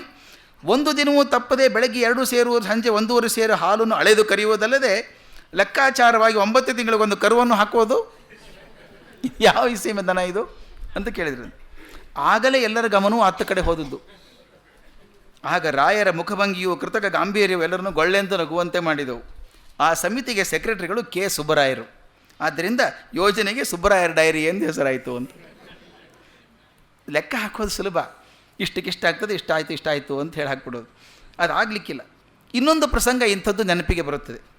ಸೆಂಟ್ರಲ್ ಕಾಲೇಜಲ್ಲಿ ಭೂಗರ್ಭ ವಿಜ್ಞಾನದ ಪ್ರೊಫೆಸರ್ ಆಗಿದ್ದ VS ಸಾಂಬಶಿವಯ್ಯರವರು ವಿಜ್ಞಾನ ಪರಿಶ್ರಮಾದ ವಿಷಯಗಳು ತುಂಬ ಉತ್ಸಾಹಿಗಳು. ಆ ಮಹನೀಯರು ಮೈಸೂರಿನ ಖನಿಜ ಸಂಪತ್ತು, ಜಲಾಶಯ ಸಂಪತ್ತು, ಅರಣ್ಯ ಸಂಪತ್ತು ಇವುಗಳನ್ನು ಕುರಿತಾದ ದೊಡ್ಡ ವರದಿಯನ್ನು ತಯಾರು ಮಾಡಿ ಒಪ್ಪಿಸಿದರು. ಅದು ಬಹು ಅಮೂಲ್ಯವಾದ ವರದಿ.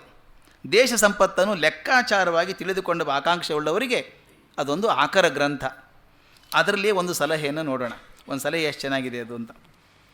ಮಲೆನಾಡು ಪ್ರಾಂತದ ಕಡೆಯಲ್ಲಿ ಕಾಡುಗಳಲ್ಲಿ ಹುಲ್ಲು ಆಳಾಳುದ್ದ ಬೆಳೆದಿರುತ್ತದೆ. ಒಂದು 100 ಜನ ಕೊಯ್ಯುವ ಆಳುಗಳನ್ನು ಗೊತ್ತು ಮಾಡಿ ಅವರು ಪ್ರತಿದಿನವೂ ಈ ಹುಲ್ಲನ್ನು ಕೊಯ್ದು ಪಿಂಡಿಗಳಾಗಿ ಕಟ್ಟಿ, ಆ ಪಿಂಡಿಗಳನ್ನು ಬೇಲುಗಳಾಗಿ ಜೋಡಿಸಿ, ಆ ಬೇಲುಗಳಿಗೆ ಭದ್ರವಾದ ಕಬ್ಬಿಣದ ಪಟ್ಟಿಗಳನ್ನು ಕಟ್ಟಿ, ಇಂಥ 100 ಬೇಲುಗಳು ಸಿದ್ಧವಾದಾಗ, ಐಡಿಯಾ ಎಷ್ಟು ಚೆನ್ನಾಗಿದೆ ನೋಡಿ.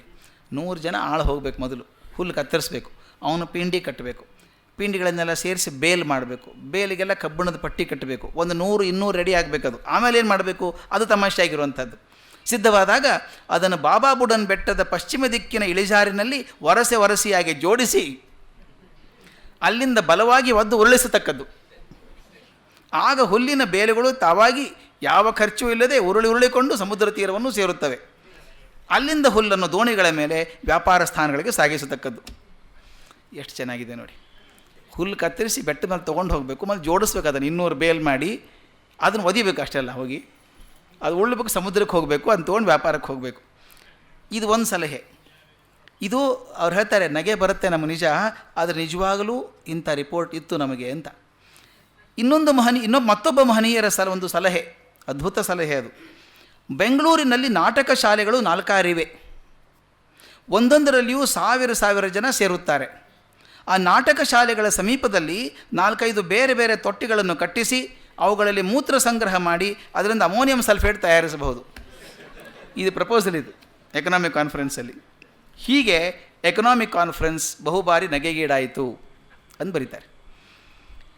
ಆದರೆ ಹೇಳೋ ತಕ್ಷಣ ಅದು DVJ ಬ್ಯಾಲೆನ್ಸಿಂಗ್ ಆ್ಯಕ್ಟ್ ಅಂತ ಹೇಳಿದ್ನಲ್ಲ, ಈ ಹೇಳ್ಬಿಟ್ಟು ಆದರೆ ಸಂಸ್ಥೆಯಿಂದ ಶಾಶ್ವತವಾಗಿ ಪ್ರಯೋಜನವಾದ ಕಾರ್ಯ ನಡೆಯಲಿಲ್ಲಂದು ಯಾರೂ ಹೇಳಲಾರರು. ಒಳ್ಳೆ ಕೆಲಸ ಕೂಡ ಆಗಿದೆ. ಅದೇ ಮೈಸೂರು ಯೂನಿವರ್ಸಿಟಿ ಆದಂಥದ್ದು, ಶಿವಸಮುದ್ರದಲ್ಲಿ ಎನರ್ಜಿ ಬಂದು ಟ್ರಾನ್ಸ್ಮಿಷನ್ ಲೈನ್ ಹಾಕಿದ್ದು ಎಲ್ಲ ಒಳ್ಳೆ ಕೆಲಸನೂ ಆಗಿದೆ. ಅದಕ್ಕೆ ಹೇಳ್ತಾರೆ, ಹೇಗಾಯಿತು ಅಂತ ಹೇಳ್ತಾರೆ. ಹಿಂದೆ ಮಾರಿಕಣಿವೆಯ ಜಲಾಶಯ ಮೊದಲ ಭಾರೀ ಯೋಜನೆಗಳನ್ನು ಯಾವ ಎಕನಾಮಿಕ್ ಕಾನ್ಫರೆನ್ಸಿನ ಸಹಾಯವಿಲ್ಲದೆ ರೂಪುಗೊಳಿಸಿದಂತೆ ವಿಶ್ವೇಶ್ವರಯ್ಯನವರು ತಮ್ಮ ಸ್ವಶಕ್ತಿಯಿಂದಲೇ ಮಹಾಕಾರು ನಡೆಸಬಹುದಾಗಿತ್ತು. ಅವರೇ ಮಾಡ್ಬೋದಾಗಿತ್ತು ಇದನ್ನು, ಪ್ರಾಜೆಕ್ಟ್ಸನ್ನು. ಅವ್ರು ಯಾಕೆ ಮಾಡಲಿ? ಅದು ವಾಸ್ತವವಾಗಿ ನಡೆದದ್ದು ಹಾಗೆಯೇ. ದೊಡ್ಡ ಪ್ರಾಜೆಕ್ಟ್ಸ್ ಏನಾಗಿದೆ ವಾಸ್ತವವಾಗಿ ಅವರ ಶಕ್ತಿಯಿಂದ, ಚಿಂತನೆಯಿಂದ ಆದಂಥದ್ದೇ. ತಮ್ಮ ಪ್ರತಿಭೆ ಸಾಮರ್ಥ್ಯಗಳಿಂದ ತಾವು ನಡೆಸಿದ ಕಾರ್ಯಕಲಾಪಗಳ ಕೀರ್ತಿಯನ್ನು ವಿಶ್ವೇಶ್ವರಯ್ಯನವರು ತಾವು ಸ್ಥಾಪಿಸಿದ ಸಂಸ್ಥೆಗೆ ಧಾರೆ ಎರೆದರು. ಇದು ಬಹಳ ಮುಖ್ಯ ವಿಷಯ. ಸಾಮಾನ್ಯವಾಗಿ ನಾವು ದೊಡ್ಡ ಸಂಸ್ಥೆಗೆ ನಾವು ಸೇರಿಕೊಂಡಿದ್ದೇವೆ ಅಂತ ಹೇಳೋದ್ರಲ್ಲಿ ಹೆಮ್ಮೆ ಪಡ್ಕೊಳ್ತೇವೆ. ಆದರೆ ಇವರು ಒಂದು ಸಂಸ್ಥೆಯನ್ನು ಕಟ್ಟಿ ತಾವು ಪರಿಶ್ರಮದಿಂದ ಏನು ಸಾಧನೆಯನ್ನು ಮಾಡಿದರೋ ಸಾಧನೆಯನ್ನು ಆ ಸಂಸ್ಥೆಗೆ ಧಾರೆ ಎರೆದು ಸಂಸ್ಥೆಯನ್ನು ದೊಡ್ಡದನ್ನಾಗಿ ಮಾಡಿದರು. ಇದು ವಿಶ್ವೇಶ್ವರಯ್ಯನ ದೊಡ್ಡತನ ಇದು. ಆದರೆ ಈ ಎಕನಾಮಿಕ್ ಕಾನ್ಫರೆನ್ಸ್ ಬಗ್ಗೆ ಟೀಕೆ ಬರ್ತಾಯಿತ್ತು. ಟೀಕೆ ಯಾವ ವಿಷಯದಲ್ಲಿ ಬರ್ತಾಯಿತ್ತು ಅಂದರೆ ಮುಖ್ಯ ಆಕ್ಷೇಪಣೆ ಎರಡು. ಈ ಕಾನ್ಫರೆನ್ಸ್ ಬಗ್ಗೆ ಆಕ್ಷೇಪಣೆ ಎರಡಿತ್ತಂತೆ. ಏನು ಆಕ್ಷೇಪಣೆ? ಈ ಸಮಿತಿಯಲ್ಲಿ ಮಾತು ಹೆಚ್ಚು, ಕೆಲಸ ಕಡಿಮೆ. ವಿಪರೀತ ಮಾತಾಡ್ತಾರೆ, ಕೆಲಸ ಕಮ್ಮಿ ಆಗ್ತದೆ ಅಂತ. ಇನ್ನೊಂದು, ಆದ ವೆಚ್ಚಕ್ಕೆ ತಕ್ಕ ಆದಾಯವಿಲ್ಲದೆ ಹೋಯಿತು. ತುಂಬ ಖರ್ಚು ಮಾಡ್ತೀರಿ, ಆದಾಯ ಇಲ್ಲ ಅಂತ ಹೇಳಿದ್ರಂತೆ. ಎಕನಾಮಿಕ್ ಕಾನ್ಫರೆನ್ಸಿಗಾಗಿ ವೆಚ್ಚವಾದ ಹಣವನ್ನು ಬಹು ಭಾರಿಯದೆಂದು ಇವತ್ತು ಜನ ಗಣಿಸದೇ ಹೋಗಬಹುದು. ಅದೆಷ್ಟು ದುಡ್ಡು ಖರ್ಚಾಗಿಲ್ಲ ಅಂತ ಅನ್ಬೋದು. ಅದು ಬರೀತಾರೆ ಅವರು ಮಾತನ್ನು. ಇದು 69ನೇ ಇಸ್ವಿಗೆ ಬರೆದಂಥದ್ದು. ಪಂಚವಾರ್ಷಿಕ ಯೋಜನೆಗಳು ತಿಂದಿರುವ ಹಣ ಲಕ್ಷ ಕೋಟಿಗಳಷ್ಟಲ್ಲ, ಅನ್ಯರ್ಬುದಗಳಷ್ಟು. ಅದರ ಮುಂದೆ 50 ವರ್ಷಗಳ ಹಿಂದೆ ಎಕನಾಮಿಕ್ ಕಾನ್ಫರೆನ್ಸಿಗಾಗಿ ಮಾಡಿದ ವೆಚ್ಚ ಎಷ್ಟಿರೋದು? ಪಂಚವಾರ್ಷಿಕ ಯೋಜನೆಗೆ ಎಷ್ಟು ದುಡ್ಡು ಖರ್ಚು ಮಾಡಿದೆಯೋ ಅದನ್ನು ಕಂಪೇರ್ ಮಾಡಿದರೆ ಇದೇನೂ ಖರ್ಚಲ್ಲ. ಕೆಲಸ ತುಂಬ ಜಾಸ್ತಿ ಆಗಿದೆ ಅದು ನೋಡಿದರೆ.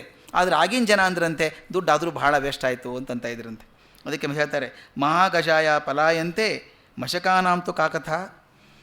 ಅಂದರೆ ಆನೆ ಹೋಗ್ತಿರ್ಬೇಕಾದ್ರೆ ಬಾಲಕ್ಕೆ ಹೊಡೆದಾಡಿದರು ಅಂತ. ಆನೆ ಹೋಗ್ತಾ ಇದೆ, ಅಯ್ಯೋ ಬಾಲ ಹೋಯ್ತು ಅಂತ. ಆನೆ ಹೋಗ್ತಾ ಇದೆ, ನೋಡೋದಿಲ್ಲ ಅಂತ. ಹಾಗೆ ಪಂಚವಾರ್ಷಿಕ ಯೋಜನೆ ಖರ್ಚಾಗಿದೆ ಅಂತ. ಡಿ ವಿ ಜಿ ಅಂತಾರೆ, ಖರ್ಚಾಯಿತು ಅಂತೀವಿ ಎಕನಾಮಿಕ್ ಕಾನ್ಫರೆನ್ಸಿಗೆ. ಎಲ್ಲಿ ಖರ್ಚಾಯ್ತು ಹಣ? ಎದಕ್ಕೋಸ್ಕರ ಜಾಸ್ತಿ ಖರ್ಚಾಯಿತು ಲೆಕ್ಕ ಹಾಕಿದ್ದಾರೆ.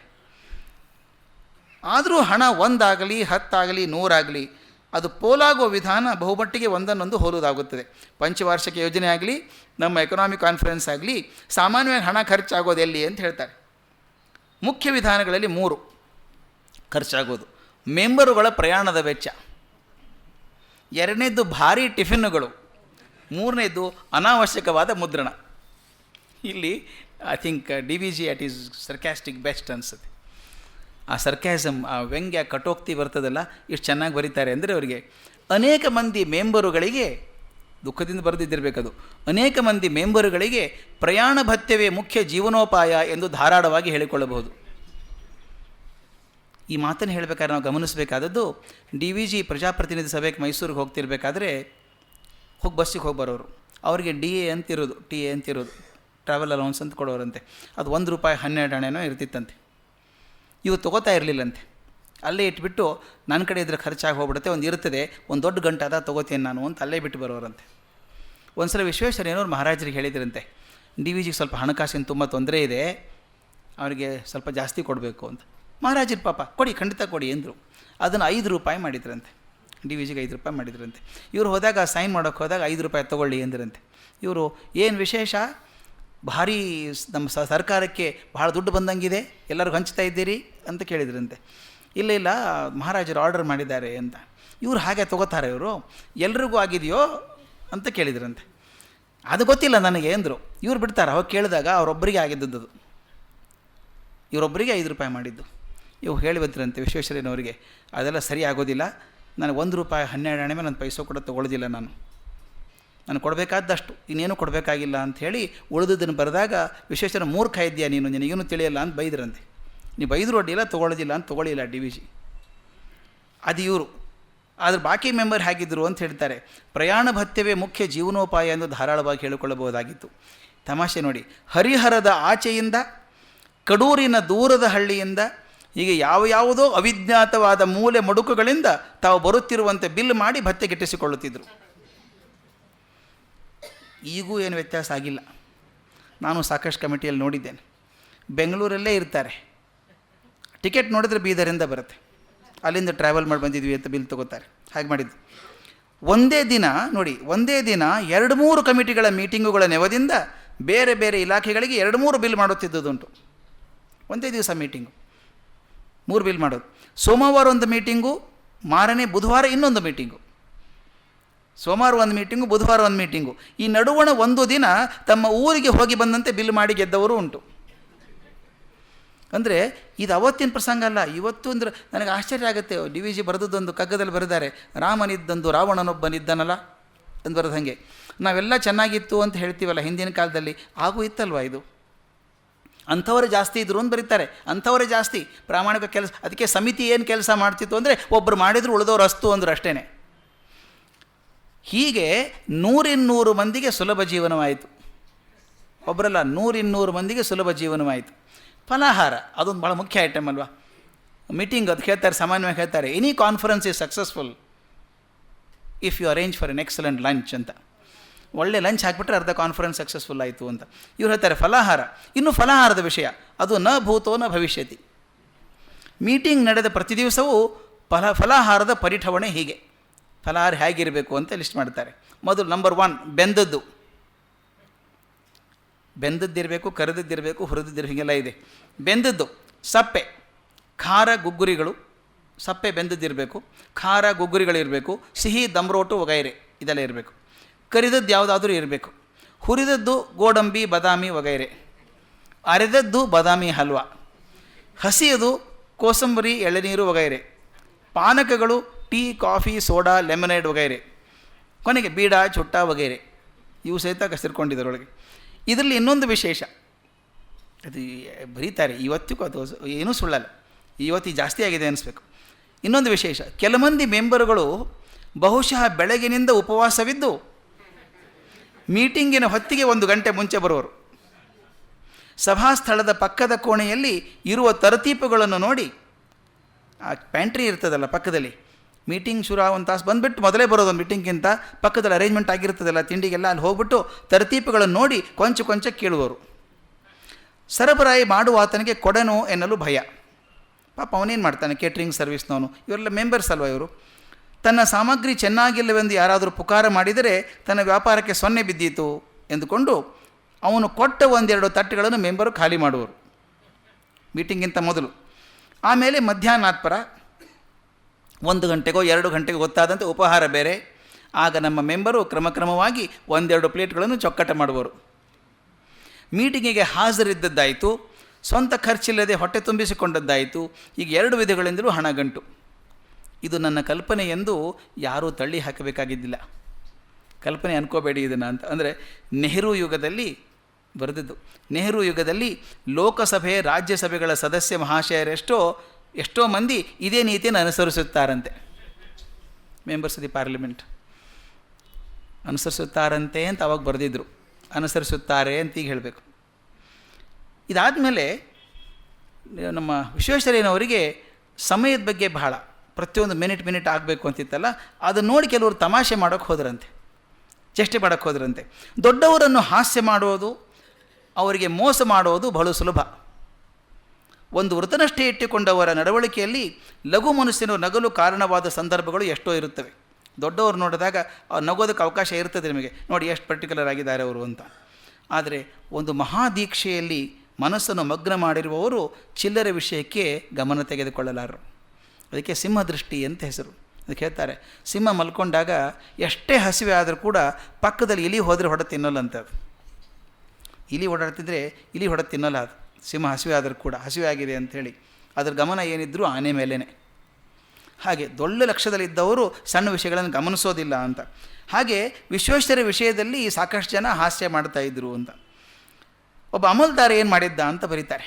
ಒಬ್ಬ ಅಮಲ್ದಾರ ಇದನ್ನು ನೋಡಿಕೊಂಡು ತಮಾಷೆಯಾಗಿ ಬರೆದಿದ್ದಂತೆ.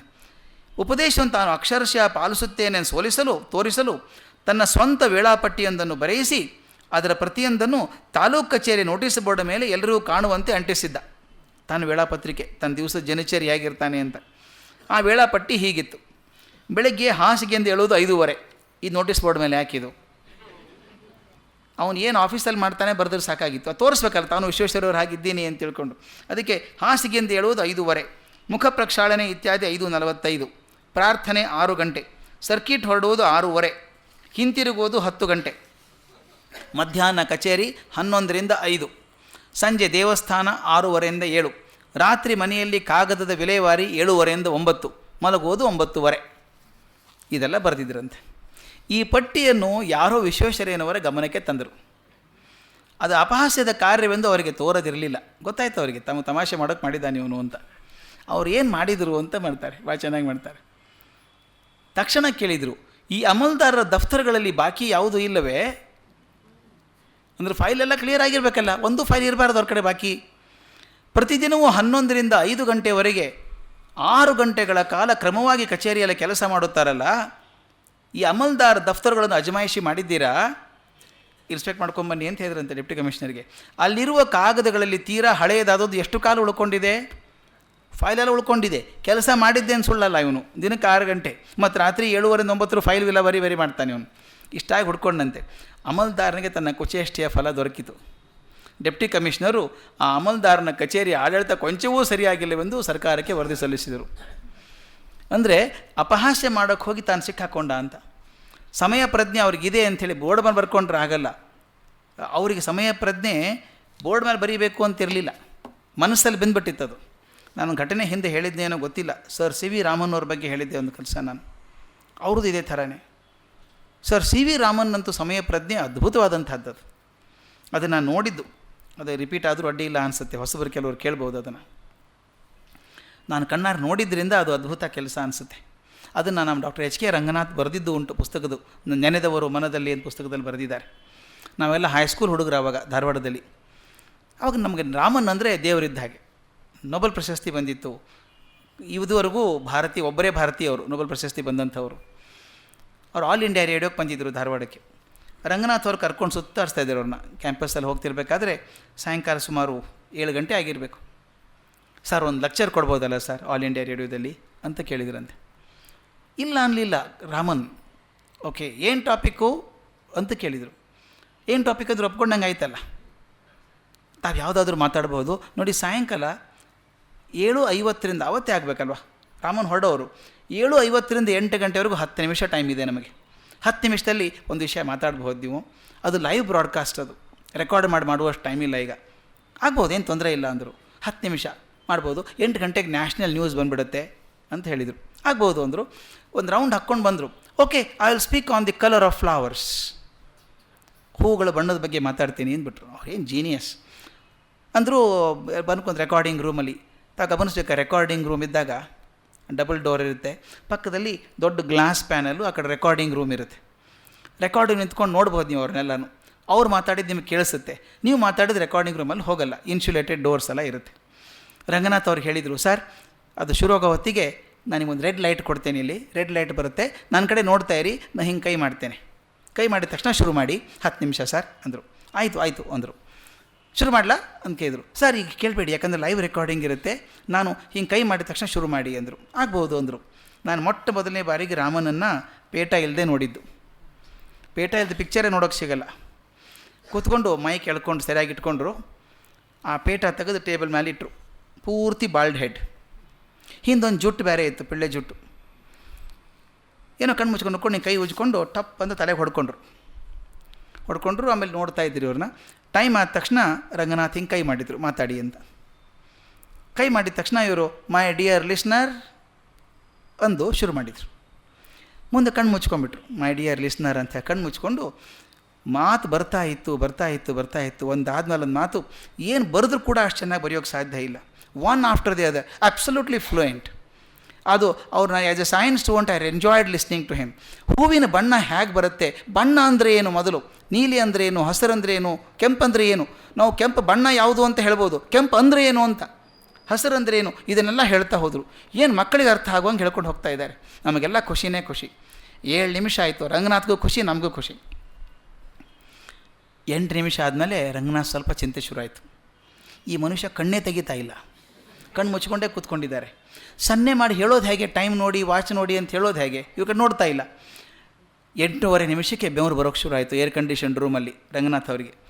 ಆಮೇಲೆ ನೋಡಿದರು 8:30 9 ನಿಮಿಷ ಆಗಿ ಬಂದಾಗ, ಐ ಥಿಂಕ್ ತೊಂದರೆ ಆಗುತ್ತೆ, ಇದು ಹೋಗಿ ನನ್ನ ಬಾಗಲ ತೆಗೆದು ಎಚ್ಚರಿಸ್ಬಿಡ್ಲಾ, ಅದು ಮಾಡೋಂಗಿಲ್ಲ. ಯಾಕಂದರೆ ಆಲ್ ಇಂಡಿಯಾ ರೇಡಿಯೋ ಸ್ಟುಡಿಯೋದಲ್ಲಿ ಹಿಂಗೆ ಬಾಗಿಲು ತೆಗೆದ್ರೆ ದೊಡ್ಡ ಡೋರ್, ಅದು ಡಬಲ್ ಡೋರ್ ತೆಗೆದ ತಕ್ಷಣ ಒಂದು ಸಪ್ಪಳ ಬರುತ್ತೆ ಮೈಕಲ್ಲಿ, ಅದು ಬರಬಾರ್ದು. ಅಥವಾ ಬಂತು ಅಂತ ಇಟ್ಕೊಳ್ಳಿ, ಹಾಳಾಗೋದು, ಸಪ್ಪರ್ ಬಂದರೆ ಬರಲಿ. ಹೋಗಿ ಅವ್ರನ್ನ ಅಲುಗಾಡಿಸಿದ್ರೆ ವಾಟ್ ಹ್ಯಾಪನ್ ಅಂದ್ಬಿಟ್ರೆ ಲೈವ್ ಬ್ರಾಡ್ಕಾಸ್ಟ್ ಅಲ್ವಾ ಅದು ಅಂತ ಹೇಳಿ ಏನು ಮಾಡೋದು ತೋಚ್ತಾ ಇಲ್ಲ. 9 ನಿಮಿಷ 15 ಸೆಕೆಂಡ್ ಆಗಿದೆ, ಬೆವರು ಇಳಿತಾ ಇದೆ. ಹೋಗ್ಬಿಟ್ಟು ಏನೇ ಆಗಲಿ ಒಂದು 5 ನಿಮಿಷ ನೋಡಿ ಬಾಗಿಲು ತೆಗೆದು ಬಿಡ್ತೇನೆ ಅಂತ ಹೋಗಿ ನಿಂತ್ಕೊಂಡ್ರು. ಬಾಗಿಲ ಹತ್ರ ಹೋಗೋದು ಬರೋದು ಒದ್ದಾಡ್ತಾ ಇದ್ರು ಅವರು. 9 ನಿಮಿಷ 30 ಸೆಕೆಂಡ್ ಆಗಿದೆ. ಇನ್ನು ಬಾಗಿಲು ಎಳಿಬೇಕು ಅಂತ ಹೋಗಿ ನಿಂತ್ಕೊಂಡಿದ್ದಾರೆ. Exactly after 9 minutes 40 seconds Raman shed, that's all my dear listener ಅಂಥೇಳಿ ಕಣ್ಣು ತೆಗೆದ್ರು. ಇವ್ರು ವಾಪಸ್ ಬಂದು ಅದು ಸ್ಟಾಪ್ ಮಾಡಿದರು. ಫಸ್ಟ್ ಸ್ಟಾಪ್ ಮಾಡಿ ಸಿಗ್ನೇಚರ್ ಟ್ಯೂನ್ ಅಂತ ಹಾಕ್ತಾರೆ, ಬಿಟ್ಟರು ಒಳಗೆ ಹೋಗಿ ಗಟ್ಟಿ ಕಾಲು ಹಿಡ್ಕೊಂಡ್ಬಿಟ್ರು ರಾಮನ್ ಅವರು. ಯಾಕೆ, ವಾಟ್ ಹ್ಯಾಪನ್ಡ್, ಏನಾಯಿತು ಅಂತ ಕೇಳಿದರು. ಏನಾಯಿತು, ನನ್ನ ಹಾರ್ಟ್ ನಿಂತು ಹೋಗಿತ್ತು ಸ್ವಾಮಿ, ನೀವು ಕಣ್ಣೇ ತೆಗಿತಾ ಇಲ್ಲ, ನೀವು ಎಚ್ಚರಿಸೋದು ಹೇಗೆ, ಯಾಕೆ ಏನಾಯಿತು ಅಂತ ಕೇಳಿದರು. 8 ಗಂಟೆಗೆ ನ್ಯಾಷನಲ್ ನ್ಯೂಸ್ ಬಂದುಬಿಡುತ್ತೆ. ನಮ್ಮವ್ರು ಮುಲಾಜಿಲ್ದ ಹಾಕಿಬಿಡ್ತಾರೆ. ಅವ್ರು ಏನು ಪ್ರೋಗ್ರಾಮ್ ಇದ್ರೆ ಕಟ್ ಮಾಡಿ ಸರಿಸ್ಬಿಡ್ತಾರೆ. ಅವ್ರು ಹಾಕಿದರೆ ನಾಳೆ ಜನ ಹೊಡೆದಿರೋರು ನನ್ನ. ನೋಬೆಲ್ ಪ್ರಶಸ್ತಿ ಮಾಡೋ ವಿದೇಶ ಬಂದ ಅಪರೂಪಕ್ಕೆ ಬಂದಿದ್ದಾರೆ ನಿಮ್ಮಲ್ಲಿ. ಅವ್ರ ಲೆಕ್ಚರ್ ಮುಖ್ಯನಾ, ನಿಮ್ಮ ನ್ಯಾಷನಲ್ ನ್ಯೂಸ್ ಮುಖ್ಯನಾ? ನಿಮ್ಮನ್ನು ಬಿಡೋ ಹಾಗಿಲ್ಲ, ಆಲ್ ಇಂಡಿಯಾ ರೇಡಿಯೋ ಬಿಡೋ ಹಾಗಿಲ್ಲ. ನಾನು ಹಿಂಗೆ ಚಿಂತೆ ಆಗಿತ್ತು ನನಗೆ ಅಂತ. ಅವ್ರಿಗೇನು ಚಿಂತೆನೇ ಇರಲಿಲ್ಲ. Why did you worry, you told me 10 minutes, 10 ನಿಮಿಷ ಅಂತ ಹೇಳಿದ್ರಲ್ಲ ನೀವು, ಅದಕ್ಕೆ I told my computer 10 minutes.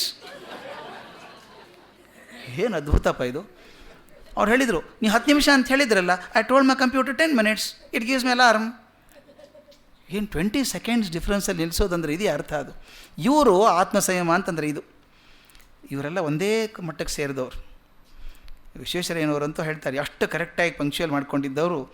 ಅವ್ರ ಕೋಪ ಬರ್ತಿತ್ತಂತೆ ವಿಶ್ವೇಶ್ವರಯ್ಯನವ್ರಿಗೆ, ಸಾತ್ವಿಕ ಕೋಪ ಬರೋದಂತೆ.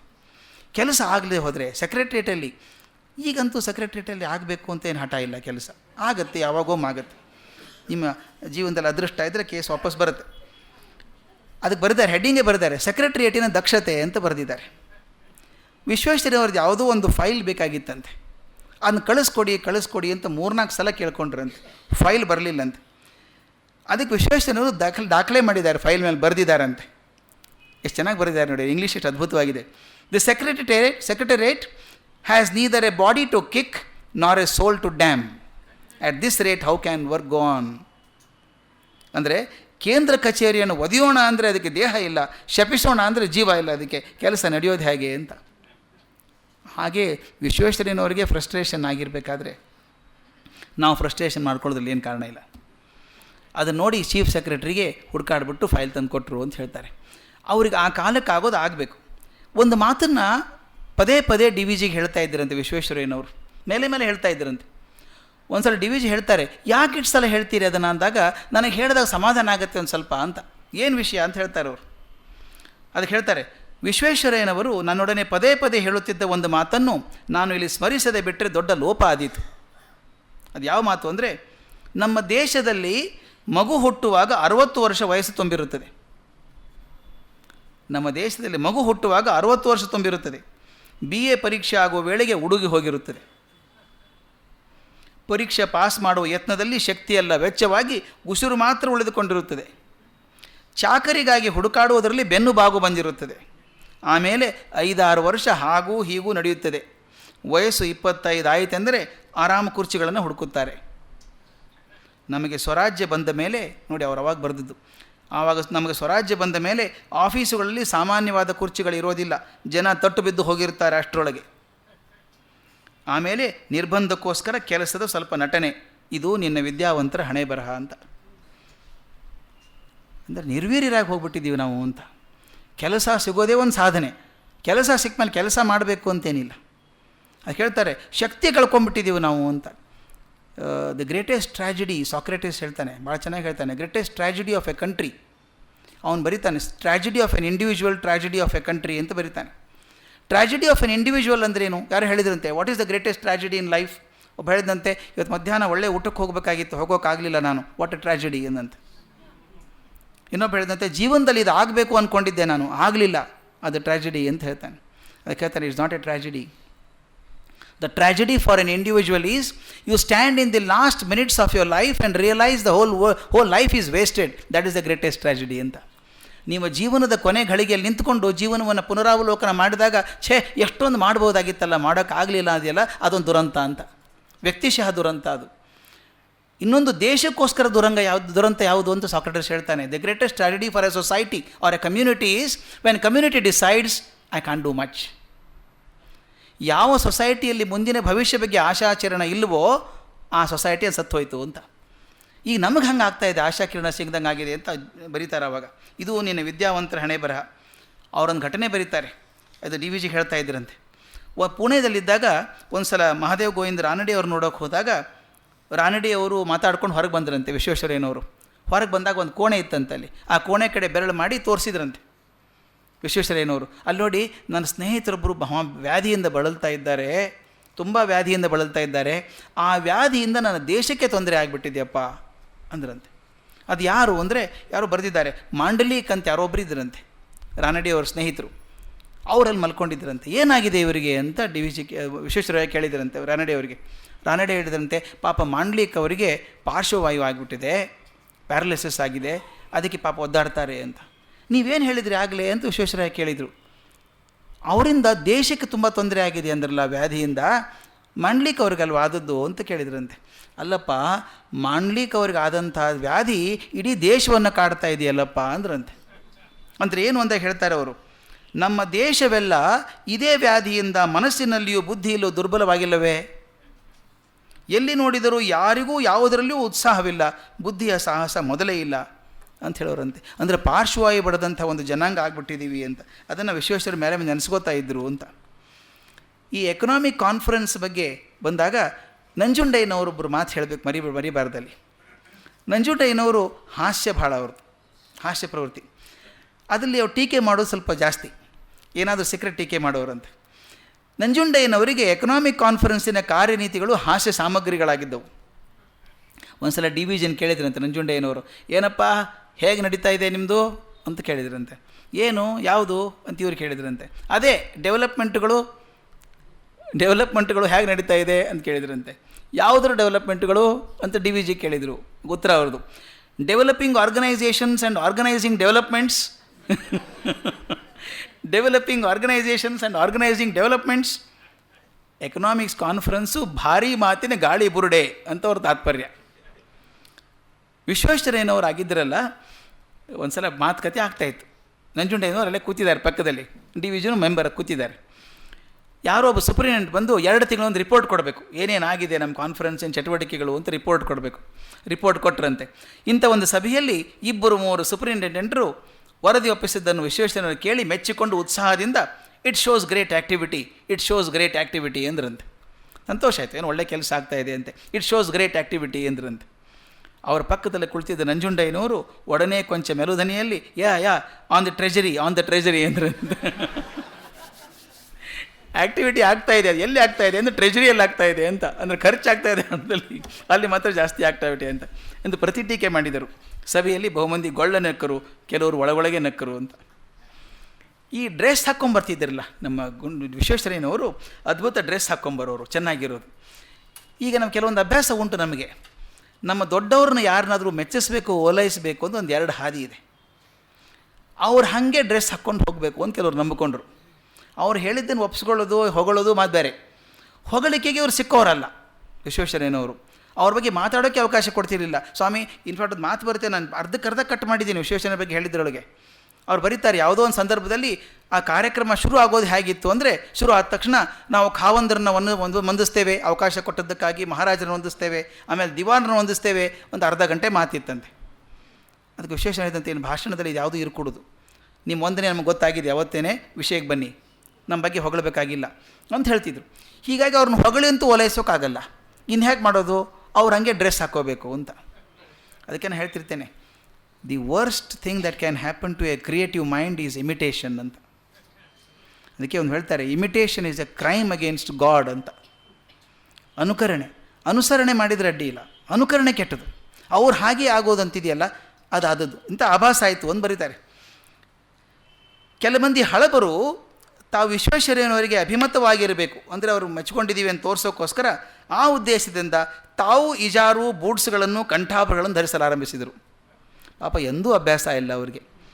ಅವ್ರು ಯಾವಾಗಲೂ ತಮ್ಮ ಧೋತ್ರ, ಉತ್ತರಿಯ ಹಾಕ್ಕೊಂಡು ಬರೋರು, ಸಂಪ್ರದಾಯದ ಪ್ರಕಾರ ಬರೋರು. ಈ ಒಂದೇ ಸಲ ಆ ಪ್ಯಾಂಟು, ಕೋಟು, ಟಾಯ್ ಕಟ್ಕೊಂಡು ಬರೋಕ್ಕೆ ಶುರು ಮಾಡಿದರು. ಆಗಿನ ಕಾಲದಲ್ಲಿ ಟಾಯ್ಸಲ್ಲಿ ಬೇರೆ ಇರ್ತಿತ್ತು, ಅದನ್ನು ಹೇಳ್ತೀನಿ. ಪ್ರಜಾಪ್ರತಿನಿಧಿ ಸಭೆಯ 2 ವಯಸ್ಸಾದ ಸದಸ್ಯರು ಈ ಹೊಸ ಫ್ಯಾಷನನ್ನು ಮೊದಲು ಮಾಡಿದರು, ಹಾಕ್ಕೊಂಬಂದರು. ಹೇಗಾಗಿರ್ಬೇಕು ನೋಡಿ. ಅವ್ರು ಒಳ್ಳೆಯರು ಪಾಪ. ಅವರಿಬ್ಬರು ಗಣ್ಯರು, ಸಭ್ಯರು, ತಿಳುವಳಿಕೆಯು, ಲೋಕಾನುಭವ ಉಳ್ಳವರು. ಆದರೂ ತಮಗೆ ಹಿಂದೆ ಬಂದಿದ್ದ ಧೋತ್ರ, ಉತ್ತರಿಗಳ ಸಂಪ್ರದಾಯವನ್ನು ಬಿಟ್ಟು ಶರಾಯಿ ತಗಲಿಸಿಕೊಂಡು ಕೋಟಿನಲ್ಲಿ ಕಾಲರ್ ನೆಕ್ಟೈಗಳನ್ನು ಕಟ್ಟಿಕೊಂಡರು. ಹೀಗೆ ನೂತನ ಅಲಂಕಾರಗಳೊಡನೆ ಅವರು ಸಭೆಯಲ್ಲಿ ಮಾತನಾಡುವಾಗ ಕೆಲವೊಂದು ಸಲ ಆಗ್ತದೆ ನಿಮಗೆ, ಈ ಕೋಟ್ ಹಾಕ್ಕೊಂಡು ಅಭ್ಯಾಸ ಇಲ್ಲದೆ ಇದ್ದವರಿದ್ದರೆ, ಮೊದಲನೇ ಸಲ ಕೋಟ್ ಹಾಕ್ಕೊಂಡ್ರೆ ಭುಜ ಅಲಗಾಡೋದೆಲ್ಲ ಹೆಂಗೆ ಇರ್ತಾರೆ ಅವರು, ಯಾಕಂದ್ರೆ ಅಭ್ಯಾಸ ಇರಲ್ಲ ಅದು. ಅಥವಾ ದಿನ ಕೋಟ್ ಹಾಕೊಳ್ಳೋರಿಗೆ ಹಾಕ್ಕೊಳ್ಳೋದೇ ಹೋದ್ರೆ ಒಂಥರ ಇರಿಸ್ಮುರುಸಾಗ್ಬಿಡುತ್ತೆ. ಹೀಗೆ ನನಗದರ ಅನುಭವ ತುಂಬ ಇದೆ. ಯಾಕಂದರೆ ಎಷ್ಟೋ ಜನ ನನ್ನ ಸ್ಟೂಡೆಂಟ್ಸ್ ನಾನು ಗುರುತೇ ಹಿಡಿತಿರಲಿಲ್ಲ ಕೋಟ್ ಇಲ್ಲದೆ ಹೋದರೆ. ಈಗೂ ಅದೇ ಪರಿಸ್ಥಿತಿ, ಯಾವಾಗಲೂ ಕೋಟ್ ಹಾಕ್ಕೊಂಡೇ ಇರೋದು ನಾನು ಕಾಲೇಜಲ್ಲಿ. ನಮ್ಮ ಸೆಕ್ರೆಟರಿಗಳು ಕೇಳೋರು, ಎಂದೊಂದು ದಿವಸ ಸಂಡೇ ದಿವಸ, ಭಾನುವಾರ ದಿವಸ ಹೋದಾಗ ಕೋಟ್ ಹಾಕ್ಕೊಳ್ಳೋದೇ ಹೋದರೆ, ಏನೋ ಸಿವಿಲ್ ಡ್ರೆಸ್ಸಲ್ಲಿ ಬಂದಿದ್ದೀರಿ ಇವತ್ತು ಅನ್ನೋರು. ಆದರೆ ಅಭ್ಯಾಸ ಆಗಿಬಿಡುತ್ತೆ. ಪಾಪ ಇವ್ರಿಗೆ ಏನಾಗಿದೆ ಹಣೆ ಬರ ನೋಡಿ. ಹೀಗೆ ನೂತನ ಅಲಂಕಾರಗಳೊಡನೆ ಅವರ ಸಭೆಯಲ್ಲಿ ಮಾತನಾಡುವಾಗ ಮಾತಿನ ಜೋರು ರಭಸವು ಹೆಚ್ಚಿದಂತೆ ಅವರ ಕೊರಳಪಟ್ಟಿ ಕಾಲರ್ ಸಡಿಲವಾಗಿ ಪ್ರದಕ್ಷಿಣೆ ಮಾಡಲಾರಂಭಿಸಿತು. ಆಗಿನ ಕಾಲಕ್ಕೆ ಕಾಲರ್ ನಮ್ಮ ಹಾಗೆ ಶರ್ಟಿಗೆ ಹೊಲ್ದದಿರಲಿಲ್ಲ, ಅದು ಸೆಪ್ರೇಟ್ ಆಗಿರೋದು, ಕಾಲರ್ ಸೆಪ್ರೇಟ್ ಆಗಿರೋದು. ಯಾಕಂದ್ರೆ ಮೇಲೆ ಮೇಲೆ ಒಗಿಬೇಕಾಗತ್ತಲ್ಲ, ವಾಶ್ ಮಾಡಬೇಕಾಗತ್ತೆ ಅಂಥೇಳಿ ಅದನ್ನು ತೆಗೆದು ಇಲ್ಲಿ ಒಂದು ಗುಂಡಿ ಇರೋದು ಹಿಂದಕ್ಕೆ, ಆ ಶರ್ಟಿಗೂ ಕಾಲರ್ಗೂ ಸೇರಿಸಿ ಹಾಕುವಂಥ ಒಂದು ಗುಂಡಿ, ಅದನ್ನು ಹಾಕ್ಕೋಬೇಕು. ಹಾಕ್ಕೊಂಡಾಗ ಕಾಲರ್ ಸರಿಯೋಲ್ಲ, ನಿಂತ್ಕೊಳ್ಳುತ್ತೆ. ಇದು ಬೇರೆ, ಇದು ಬೇರೆ, ಪೀಸೇ ಬೇರೆ, 2 ಪೀಸ್ ಬೇರೆಯೇ ಇರೋದು. ಅದು ಆ ಪಾಪವ್ರಿಗೆ ಗೊತ್ತಿಲ್ಲ, ಹೊರಗಿಂದ ಕಾಣಿಸುತ್ತೋ ಹೇಗೆ ಹಾಕ್ಕೊಂಬಂದಿದ್ದಾರೆ ಅವರು, ಚೆನ್ನಾಗಿ ಕಾಣಿಸುತ್ತೆ ಅಂತ. ಇದು ಪ್ರದಕ್ಷಿಣೆ ಮಾಡೋಕ್ಕೆ ಶುರು ಆಯಿತು. ಅದ್ರ ನೆಕ್ಟೈ ಸಹ ಸ್ಥಳದಿಂದ ಕದಲಿ ಎಡಕ್ಕೂ ಬಲಕ್ಕೂ ತಿರುಗಲಾರಂಭಿಸಿತು. ಸಭೆಯಲ್ಲಿದ್ದ ಇತರರು ಗಮನಿಸಿ ತಮ್ಮಲ್ಲೇ ನಕ್ಕೊಳ್ತಾ ಇದ್ದರು. ಈ ವಿನೋದವು ವಿಶ್ವೇಶ್ವರಯ್ಯನವರ ಗಮನಕ್ಕೂ ಬಂತು. ಅವ್ರು ಏನು ಮಾಡಿದರು ನೋಡಿ, ಎಷ್ಟು ಚೆನ್ನಾಗಿ ಮಾಡಿದರು ಅಂದರೆ, ಒಂದು ದಿನ ಮಧ್ಯಾಹ್ನ ಉಪಹಾರದ ಬಿಡುವಿನಲ್ಲಿ ಇಬ್ಬರೂ ಪ್ರಮುಖರನ್ನು ತನ್ನ ಕೋಣೆಯ ಕರೆಸಿಕೊಂಡು, this is very important, the quality of an extraordinary leader ಅನಿಸುತ್ತೆ. ಯಾರಿಗೂ ತಪ್ಪು ಮಾಡಿದ್ದೀರಿ ಅಂತ ಮತ್ತೊಬ್ಬರ ನಗುವಿನಲ್ಲಿ ಭಾಗಿಯಾಗದೆ, ಅವ್ರ ಮನಸ್ಸನ್ನು ಕೀಳರಿಮೆಗೆ ಒಳಪಡಿಸದೆ ಉಪಹಾರ ಟೈಮಲ್ಲಿ ಕರೆಸಿಬಿಟ್ಟು ನೋಡಿ ಹೇಗೆ ಮಾಡ್ತಾರೆ ಅವರು. ಕುಶಲ ಪ್ರಶ್ನೆಗಳಾದ ಬಳಿಕ ಬಂದ ತಕ್ಷಣ ಏನು ರೀ ಟಾಯ್ ಹಾಕ್ಕೊಳ್ಳೋಕೆ ಬರಲ್ಲ, ಯಾಕೆ ಹಾಕ್ಕೊಂಡ್ಬಂದ್ರಿ ನೀವು ಅಂತ ಅನ್ನಲಿಲ್ಲ ಅವ್ರಿಗೆ. ಬೇರೆ ಆ ಮಾತು ಈ ಮಾತಾಡಿ ಪ್ರಾಸಂಗಿಕವಾಗಿ ಅವನ ಕುರಿತು ಹೇಳಿದರು, ನಿಮ್ಮ ಕಾಲರ್ಗಳಿಗೆ ಹಿಂದುಗಡೆ ಗುಂಡಿಯನ್ನು ಹಾಕ್ಕೊಳ್ಳೋದು ಮರ್ತಿದ್ದೀರಿ, ಹಾಕ್ಕೊಂಬಿಡಿ ಅಂದ್ರಂತೆ. ಅವ್ರಿಗೆ ಗುಂಡಿ ಇದೆ ಅಂತ ಗೊತ್ತಿರಲಿಲ್ಲ, ಮರ್ತಿದ್ದೀರಿ ಅಂತ ಹೇಳಿದ್ರಂತೆ. ಕಾಲರ್ ಪಟ್ಟಿಯನ್ನು ಶರ್ಟಿಗೆ ಭದ್ರವಾಗಿ ಸಿಕ್ಕಿಸಿ ಬಿಗಿ ಮಾಡಲು ಹಿಂಭಾಗದಲ್ಲಿ ಒಂದು ಗುಂಡಿ ಇರುತ್ತಿತ್ತು. ಈ ಮರ್ಮ ನಮ್ಮ ಹಿರಿಯ ಮಿತ್ರರಿಗೆ ತಿಳಿದಿರಲಿಲ್ಲ, ದರ್ಜಿ ಅವರಿಗೆ ಕಲಿಸಿರಲಿಲ್ಲ. ಅವನು ತಪ್ಪದು, ಕಲಿಸಿಲ್ಲ ಅವರಿಗೆ. ಈ ಸಂಗತಿ ವಿಶ್ವೇಶ್ವರಯ್ಯನವರಿಗೆ ಹೇಳಿದ ಮೇಲೆ ಅರ್ಥವಾಗಿ ಸಂಪ್ರದಾಯ ಬಿಡುವುದರ ಅಪಾಯ ಎಂಥದ್ದು ಎಂದು ಅವರಿಗೆ ಗೊತ್ತಾಯಿತು. ಮುಂದೆ ಅವರು ಕೋಟ್ ಹಾಕ್ಕೊಳ್ಳೋದು ಬಿಟ್ಟರು ಅಂತ ಕೂಡ ಹೇಳ್ತಾರೆ. ಅದೇ ಸರಿ ಮೊದಲಿಂದು ಅಂತ. ಇನ್ನೊಂದು ಮುಖ್ಯವಾದ ವಿಷಯ, ಇವತ್ತಿಗೆ ಸಂಬಂಧ ಆಗುವಂಥದ್ದು ಭಾಳ ಮುಖ್ಯವಾದಂಥ ವಿಷಯ. ಎಷ್ಟೋ ಕಡೆ ಈಗ ದೇಶದಲ್ಲಿ ಕೋಲಾಹಲ ಆಗ್ತಾಯಿದೆ, ಡಿಸ್ಕಷನ್ ಆಗ್ತಾಯಿದೆ ರಿಸರ್ವೇಷನ್ ಬಗ್ಗೆ, ಯಾವ್ಯಾವ ವಿಷಯದ ಬಗ್ಗೆ ಆಗ್ತಾಯಿದೆ. ಕೋಟಾ ಮಾಡಬೇಕು, ಪ್ರೈವೇಟಲ್ಲಿ ಮಾಡಬೇಕು ಅಂತ. ಇದ್ರ ಬಗ್ಗೆ ಡಿಸ್ಕಷನ್ ಅವತ್ತಾಗಿತ್ತು ಅನ್ನೋದು ಭಾಳ ಮುಖ್ಯ. ಇದ್ರ ಬಗ್ಗೆ ಅವತ್ತೇ ಡಿಸ್ಕಷನ್ ಆಗಿತ್ತು ಅನ್ನೋದು ಭಾಳ ಮುಖ್ಯ. ಅಧಿಕಾರ ವರ್ಗದಲ್ಲೂ ಪ್ರಮುಖ ವರ್ಗದಲ್ಲೂ ಕೆಲ ಮಂದಿ ಅಂತರಂಗದಲ್ಲಿ ಪ್ರಜಾಪಕ್ಷದ ವಿಶ್ವಾಸವುಳ್ಳವರೆಂದು ಅನುಮಾನಿಸಲು ಕಾರಣ ಇತ್ತು. ಒಂದು ಮಿಲ್ಲರ್ ಕಮಿಟಿ ಅಂತ ಒಂದು ನಾಮಕ ಮಾಡಿದರು. ಮಿಲ್ಲರ್ ಕಮಿಟಿ ಅಂದರೆ ಹೇಗೆ ಸರ್ಕಾರದ ಹುದ್ದೆಗಳನ್ನು, ನೌಕರಿಗಳನ್ನು ಕೋಮವಾರು ಸಂಖ್ಯಾಬಲಕ್ಕನುಸಾರವಾಗಿ ಹಂಚಬೇಕೆಂಬ ತತ್ವವನ್ನು ಕಾರ್ಯರೂಪಕ್ಕೆ ತರುವುದು ಹೇಗೆ, ಪರ್ಸೆಂಟೇಜ್ ರಿಸರ್ವೇಷನ್ ಮಾಡೋದು ಹೇಗೆ, ಇದನ್ನು ಶಿಫಾರಸು ಮಾಡುವುದು ಮಿಲ್ಲರ್ ಕಮಿಟಿ ಕೊಟ್ಟಂಥ ಕೆಲಸ. ಗಮನಿಸಬೇಕಾದದ್ದು, ಇದು 1918 ಮೊದಲಾದಂಥದ್ದು. ಅಂದರೆ ಈಗ ಸುಮಾರು 87 ವರ್ಷದ ಹಿಂದೆ, 87 ವರ್ಷದಿಂದ ಆದಂಥ ಚರ್ಚೆ ಅದು ಇವತ್ತಿಗೂ ಪ್ರಸ್ತುತ ಆಗಿ ನಿಂತುಕೊಂಡಿದೆ. ಇದು ಏನಾಯಿತು ಅಂತ ಹೇಳ್ತೇನೆ, ಪ್ರತಿಫಲ ಇದ್ರದ್ದು. ವಿಶ್ವೇಶ್ವರಯ್ಯನ ಮನಸ್ಸು ಹೇಗಿತ್ತು, ಅವ್ರು ಏನು ಮಾಡಿದರು ಅಂತ. ಕೋಮವಾರು ಚಳವಳಿಯು, ಅದಕ್ಕೆ ಪ್ರಬಲ ಜನ ಕೊಟ್ಟ ಬೆಂಬಲವು, ಮಿಲ್ಲರ್ ಕಮಿಟಿಯ ನಿಯಾಮಕವು ವಿಶ್ವೇಶ್ವರಯ್ಯನವರಿಗೆ ಸಮ್ಮತವಾಗಲಿಲ್ಲ. ಸರ್ಕಾರದ ಹುದ್ದೆ ಚಾಕರಿಗಳನ್ನು ಹಂಚುವುದರಲ್ಲಿ ಉಮೇದುವಾರರ ಯೋಗ್ಯತೆ ಒಂದು ಗಣನೆಗೆ ಬರತಕ್ಕ ವಿಷಯ ಮಾತ್ರ. ಜಾತಿ ಕೋಮಗಳ ಸ್ಮರಣೆಯಲ್ಲಿ ಅಸಂಗತವೆಂದು ವಿಶ್ವೇಶ್ವರಯ್ಯನವರು ದೃಢವಾಗಿ ನಂಬಿದ್ದರು. ಈ ನಂಬಿಕೆಗೆ ಪೆಟ್ಟು ಬೀಳುವ ಸನ್ನಿವೇಶ ದೇಶದಲ್ಲಿ ಬೆಳೆದಿದ್ದರಿಂದ ಅವರ ಉತ್ಸಾಹ ಇಳಿಮುಖವಾಯಿತು. ಅವ್ರು ಹೇಳೋದು ಭಾಳ ಚೆನ್ನಾಗಿ ಹೇಳ್ತಾರೆ. ಆ ಬುಕ್ ದಿವಾನ್ ಸ್ಪೀಚಸ್ ಅಂತಿದೆ, ಅದರಲ್ಲಿ ಹೇಳ್ತಾರೆ ಅವರು, ಯಾರಿಗೆ ಅನುಕೂಲ ಇಲ್ಲವೋ, ಯಾವುದೋ ಕಷ್ಟ ಇದೆಯೋ, ಆ ಅನುಕೂಲವನ್ನು ತುಂಬಿಕೊಡೋದು ಸರ್ಕಾರದ ಜವಾಬ್ದಾರಿ. ಒಂದು ಮಾತು ಬಂದಾಗ ಡಿಸ್ಕಷನ್ ಬರ್ತದೆ ವಿತ್ ಒಬ್ಬ ಬ್ರಿಟಿಷ್ ಬಂದವನು ಇಂಟರ್ವ್ಯೂ ಇದೆ ಅವ್ರ ಜೊತೆಗೆ, ಮಿಲ್ಲರ್ ಕಮಿಟಿ ಆದ ಹೊತ್ತಲ್ಲಿ. ಆತ ಹೇಳ್ತಾರೆ, ಒಂದು ಮಾತನ್ನು ಹೇಳ್ತಾರೆ, ಒಲಿಂಪಿಕ್ ಕಳಿಸ್ಬೇಕು, ಯಾವುದೋ ಒಂದು ರೇಸಿಗೆ ಕಳಿಸ್ಬೇಕು, ಜನನ ನಮ್ಮ ಕಾಂಪಿಟೇಷನ್ಗೆ ಕಳಿಸ್ಬೇಕು. ಹೈ ಜಂಪ್ ಅಂತ ಇಟ್ಕೊಳ್ಳಿ, ಹೈ ಜಂಪಿಗೆ ನಮ್ಮ ಟೀಮ್ ಕಳಿಸ್ಬೇಕಾಗಿದೆ. ತಯಾರು ಮಾಡೋದು ಹೇಗೆ? ಒಲಿಂಪಿಕ್ಗೆ ಕಳಿಸ್ಬೇಕಾದ್ರೆ ಒಂದು ಎಲಿಜಿಬಿಲಿಟಿ ಮಾರ್ಕ್ ಅಂತ ಇರುತ್ತೆ. ಯಾರು ಇಷ್ಟನ್ನು ದಾಟ್ತಾರೋ ಅವ್ರು ಮಾತ್ರ ಒಲಿಂಪಿಕ್ ಕಳಿಸೋಕೆ ಸಾಧ್ಯ ಅಂತ ಹೇಳ್ತಾರೆ. ಅದ್ರ ಮಟ್ಟಕ್ಕೆ ಬರದೆ ಹೋದರೆ, ಎಲಿಜಿಬಿಲಿಟಿ ಮಾರ್ಕೇ ಇಲ್ಲದೆ ಕಳಿಸೋಕೆ ಸಾಧ್ಯ ಇಲ್ಲ. ಏನು ಮಾಡ್ತಾರೆ, ಹೋದ ವರ್ಷ ಒಲಿಂಪಿಕ್ಕಲ್ಲಿ ಎಷ್ಟು ಸ್ಥಾನ ಬಂದಿತ್ತು, ಯಾವ ಮಾರ್ಕಿಗೆ ಜಿಗಿದಿದ್ದಾರೆ, ಮತ್ತು ಬೇರೆ ಬೇರೆ ಟೂರ್ನಮೆಂಟಲ್ಲಿ ಗೊತ್ತಿರುತ್ತಲ್ಲ ಯಾವ ಮಟ್ಟಕ್ಕೆ ಹಾರಿದ್ದಾರೆ ಅಂತ. ಇಷ್ಟ ಆದರೆ ಮಾತ್ರ ಅವ್ರಿಗೊಂದು ಚಾನ್ಸ್ ಉಂಟು, ಇದ್ರ ಚಾನ್ಸ್ ಇಲ್ಲ, ಕಳಿಸ್ಬೇಡಿ ಅಂತ ಇರ್ತದೆ. ಅದಕ್ಕೆ ಹೇಳ್ತಾರೆ, ಜಾಸ್ತಿ ಜನನಲ್ಲಿ ಕಳಿಸ್ಬೇಕು ಅಂತಂದರೆ 2 ಹಾದಿ ಇದೆ. ಜಾಸ್ತಿ ಜನ ಒಲಿಂಪಿಕ್ ಕಳಿಸ್ಬೇಕಂದ್ರೆ 2 ಹಾದಿ ಇದೆ. ಒಂದು, ಇವ್ರನ್ನೆಲ್ಲ ಚೆನ್ನಾಗಿ ತರಬೇತಿ ಮಾಡಿ ತಯಾರು ಮಾಡಿ ಮೇಲೆ ಹಾರುವಂಗೆ ಶಕ್ತಿ ಕೊಟ್ಟು ಅವ್ರನ್ನ ಕಳಿಸ್ಬೋದು. ಇಲ್ಲದೆ ಹೋದರೆ ಆ ಹೈಟನ್ನೇ ಕಮ್ಮಿ ಮಾಡಿಬಿಡ್ಬೋದು. ಈಗ 6 ಅಡಿ ಹಾರಿದವ್ರು ಮಾತ್ರ ಹೋಗಬಹುದು ಅಂತಿದ್ದರೆ, ಎಲ್ಲರೂ 6 ಅಡಿ ಹಾರೋ ಹಾಗೆ ತಯಾರು ಮಾಡೋದು ಒಂದು ಕೆಲಸ ಆಗ್ಬೋದು. ಅದನ್ನು 6 ಅಡಿ ಯಾಕೆ 4 ಇದ್ದರೆ ಸಾಲದೆ, 4 ಇಟ್ಟರೆ 100 ಬದಲು 500 ಜನ ಕಳಿಸ್ಬೋದು ಒಲಿಂಪಿಕ್ಕಿಗೆ. ಅವರು ವಿಶ್ವೇಶ್ವರಯ್ಯ ಈ ಮಾತನ್ನು ಹೇಳ್ತಾರೆ, ಯಾವುದೇ ಒಂದು ತರಬೇತಿ ಕಳಿಸ್ಬೇಕಾದ್ರೆ ಅರ್ಹತೆಯನ್ನೇ ಬೆಳೆಸೋದು ಸರ್ಕಾರದ ಕರ್ತವ್ಯ. ಬೆಳೆಸ್ರಿ ಅವ್ರನ್ನ, ಏನು ಬೇಕಾದರೂ ಸವಲತ್ತು ಕೊಡಿ, ಸರ್ಕಾರ ಕೊಡಿ, ಆದರೆ ಇದನ್ನು ಮಾಡಿದರೆ ದೇಶಕ್ಕೆ ತೊಂದರೆ ಆಗ್ತದೆ ಅಂತ ಅವರೊಂದು ಬರೆದಿದ್ದಾರೆ, ಬುಕ್ ಬರೆದಿದ್ದಾರೆ, ಮೆಮೊಯರ್ಸ್ ಆಫ್ ಮೈ ವರ್ಕಿಂಗ್ ಲೈಫ್ ಅಂತ. ನನ್ನ ಕೆಲಸ ಮಾಡಿದ ಕಾಲದಲ್ಲಿದ್ದಂಥ ನೆನಪುಗಳ ಬಗ್ಗೆ ಬರೆದಿದ್ದಾರೆ, ಮೆಮೊಯರ್ಸ್ ಆಫ್ ಮೈ ವರ್ಕಿಂಗ್ ಲೈಫ್. ಅದನ್ನು ಬರೆದು ಬಿಟ್ಟಿದ್ದಾರೆ ಅದನ್ನು ಅವರು. ಇದು ಎಷ್ಟು ಬೇಸರ ಆಯಿತು ಅವ್ರ ಮನಸ್ಸಿಗೆ ಅಂದರೆ, ಮಿಲ್ಲರ್ ಕಮಿಟಿ ಆದ ತಕ್ಷಣ ಅವರು 1 ವರ್ಷ ರಜೆ ಹಾಕಿ ವಿದೇಶಕ್ಕೆ ಹೋಗ್ಬಿಟ್ರು. 1 ವರ್ಷ ರಜೆ ಹಾಕಿ ವಿದೇಶಕ್ಕೆ ಹೋಗ್ಬಿಟ್ರು. ಹಿಂದಿರುಗಿ ಬರುವ ಹೊತ್ತಿಗೆ ಮೊದಲನೇ ಪ್ರಪಂಚ ಯುದ್ಧ ಮುಗಿದು ಆರ್ಮಿ ಸಿಸ್ಟಮ್ದ ತಾತ್ಕಾಲಿಕ ಒಪ್ಪಂದ ಆಗುವಂಥದ್ರಲ್ಲಿತ್ತು. ಚಾರ್ಜ್ ತೆಗೆದುಕೊಂಡ ಸ್ವಲ್ಪ ದಿವಸದೊಳಗಾಗಿ ವಿಶ್ವೇಶ್ವರಯ್ಯನವರು ಕೆಲಸಕ್ಕೆ ರಾಜೀನಾಮೆ ಕೊಟ್ಬಿಟ್ರು. ಸಾಕು, ನನ್ನ ಕೆಲಸ ಬೇಡ ಅಂತ. ಆ ಕೆಲಸ ಬೇಡ ಅಂದದ್ದು ಯಾವ ಇದು ಕೊಡಬೇಕು, ಅಥಾರಿಟಿಯಿಂದ ಕೊಡಬೇಕು, ಹ್ಯಾಕೆ ಕೊಟ್ಟರು ಅವರು ಅಂತ ನೋಡಿ ಎಷ್ಟು ಚೆನ್ನಾಗಿದೆ ಅದು. ಅವರು ವಿಶ್ರಾಂತವಾಗುವ ದಿನ ಮಧ್ಯಾಹ್ನ 4 ಗಂಟೆಯವರೆಗೆ ವರ್ತಮಾನದ ಸುಳಿವು ಬಹಿರಂಗವಾಗಿರಲಿಲ್ಲ. ಅಂದರೆ 4 ಗಂಟೆವರೆಗೂ ಕೆಲಸ ಮಾಡಿದ್ದಾರೆ, ಅವತ್ತಿನ ಕೆಲಸ ಎಲ್ಲ ಮಾಡಿದ್ದಾರೆ, ಯಾರಿಗೂ ಗೊತ್ತಿಲ್ಲ. ಮಧ್ಯಾಹ್ನ ಸೆಕ್ರೆಟ್ರಿಯೇಟಿನ ಸಿಬ್ಬಂದಿಯೆಲ್ಲ ಅಠಾರ ಕಚೇರಿಯ ನಡುವಣ ಸಭಾಮಂದಿರಕ್ಕೆ ಬರತಕ್ಕದೆಂದು ಕೋರಿದರು. ಎಷ್ಟು ಜನ ಇದ್ದರು ಸೆಕ್ರೆಟ್ರಿಯೇಟಲ್ಲಿ, ಎಲ್ಲರೂ ಬರಬೇಕು ಅಂತ ಹೇಳಿದರು. ಎಲ್ಲ ಬಂದರು. ಸೆಕ್ರೆಟ್ರಿಗಳು, ಅಸಿಸ್ಟೆಂಟ್ ಸೆಕ್ರೆಟ್ರಿಗಳು, ಸೂಪರಿಂಟೆಂಡೆಂಟ್ರುಗಳು ಎಲ್ಲರೂ ಸೇರಿದ ಮೇಲೆ ವಿಶ್ವೇಶ್ವರಯ್ಯನವರು ಪ್ರತಿಯೊಬ್ಬರ ಬಳಿಗೂ ಹೋಗಿ ಕೈ ಕುಲುಕಿ ಅವರ ಸಹಕಾರಕ್ಕಾಗಿ ಅವರನ್ನೆಲ್ಲ ವಂದಿಸಿ ಸರಸರನೆ ಮೆಟ್ಟಿಲಿಳಿದು ತಮ್ಮ ಸ್ವಂತದ ಮೋಟಾರ್ ಕಾರ್ನಲ್ಲಿ ಮನೆಗೆ ತೆರಳಿದರು. ಆಗ ಎಲ್ರಿಗೂ ಅರ್ಥವಾಯಿತು ಅದೇನೆಂಬುದು. ಬಹುಮಂದಿ ಕುಳಿತು ಕಣ್ಣೀರಿಟ್ಟರು. ಅಂದರೆ ಬಿಡ್ತೀನಿ ಅಂತೂ ಹೇಳಿಲ್ಲ, ಎಲ್ಲರನ್ನೂ ಕರೆದು ಸಹಕಾರ ಕೊಟ್ಟೋದಕ್ಕೆ ವಂದನೆಗಳು ಅಂತ ಹೇಳಿ ಸರಸರ ಇಳಿದು ಯಾವಾಗ ತಮ್ಮ ಪರ್ಸ್ನಲ್ ಕಾರಲ್ಲಿ ಮನೆಗೆ ಹೋದರೋ ಆವಾಗ ಜನಕ್ಕೆ ಗೊತ್ತಾಯ್ತು ದಿವಾನಗಿರಿ ಬಿಟ್ರಿ ಇವರು ಅಂತ. ಮುಂದೆ ಮಾತಾಡ್ತಿರ್ಬೇಕಾದ್ರೆ DVG ಹತ್ರ ವಿಶ್ವೇಶ್ವರಯ್ಯ ಹೇಳ್ತಾರೆ, ನಾನು ಇಲ್ಲಿ 5-6 ವರ್ಷ ಕಾಲವಾದರೂ ಇದ್ದು ನನ್ನ ಕೈಯಲ್ಲಾದ ಕೆಲಸ ಮಾಡಲು ಅನುಕೂಲಿಸಿದ್ದು ಯಾವುದರಿಂದ ಗೊತ್ತೇ, ಕೆಲಸ ಮಾಡೋಕ್ಕೆ ಸಾಧ್ಯ ಆದದ್ದು ಯಾವುದರಿಂದ ಗೊತ್ತೇ ಅಂತ ಕೇಳ್ತಾರೆ. ನನ್ನ ಜೇಬಿನಲ್ಲಿ ಯಾವಾಗಲೂ ರಾಜೀನಾಮೆ ಚೀಟಿ ಸಿದ್ಧವಾಗಿರುತ್ತಿದ್ದರಿಂದ, ಯಾವಾಗಲೂ ನನ್ನ ಜೇಬಿನಲ್ಲಿ ರಾಜೀನಾಮೆ ಚೀಟಿ ಇರ್ತಿತ್ತು ಅಂತ ಹೇಳಿ ಇಷ್ಟು ಸಾಧ್ಯ ಆಯಿತು ಕೆಲಸ ನನಗೆ. ನನ್ನ ತತ್ವಕ್ಕೆ ಭಂಗ ಬರುವುದಾದರೆ ನಾನು ಸ್ಥಳ ಬಿಟ್ಟು ಹೊರಡಲು ಸಿದ್ಧ. ಇದನ್ನು ಶ್ರೀಮನ್ ಮಹಾರಾಜರಿಗೆ ನಾನು ಮೊದಲೇ ತಿಳಿಸಿದ್ದೆ ಅಂತ. ಇದು ಭಾಳ ಎದೆ ಮುಟ್ಟು ನೋಡ್ಕೊಳ್ಳುವಂಥ ವಿಷಯಗಳೆಲ್ಲ ಇವು.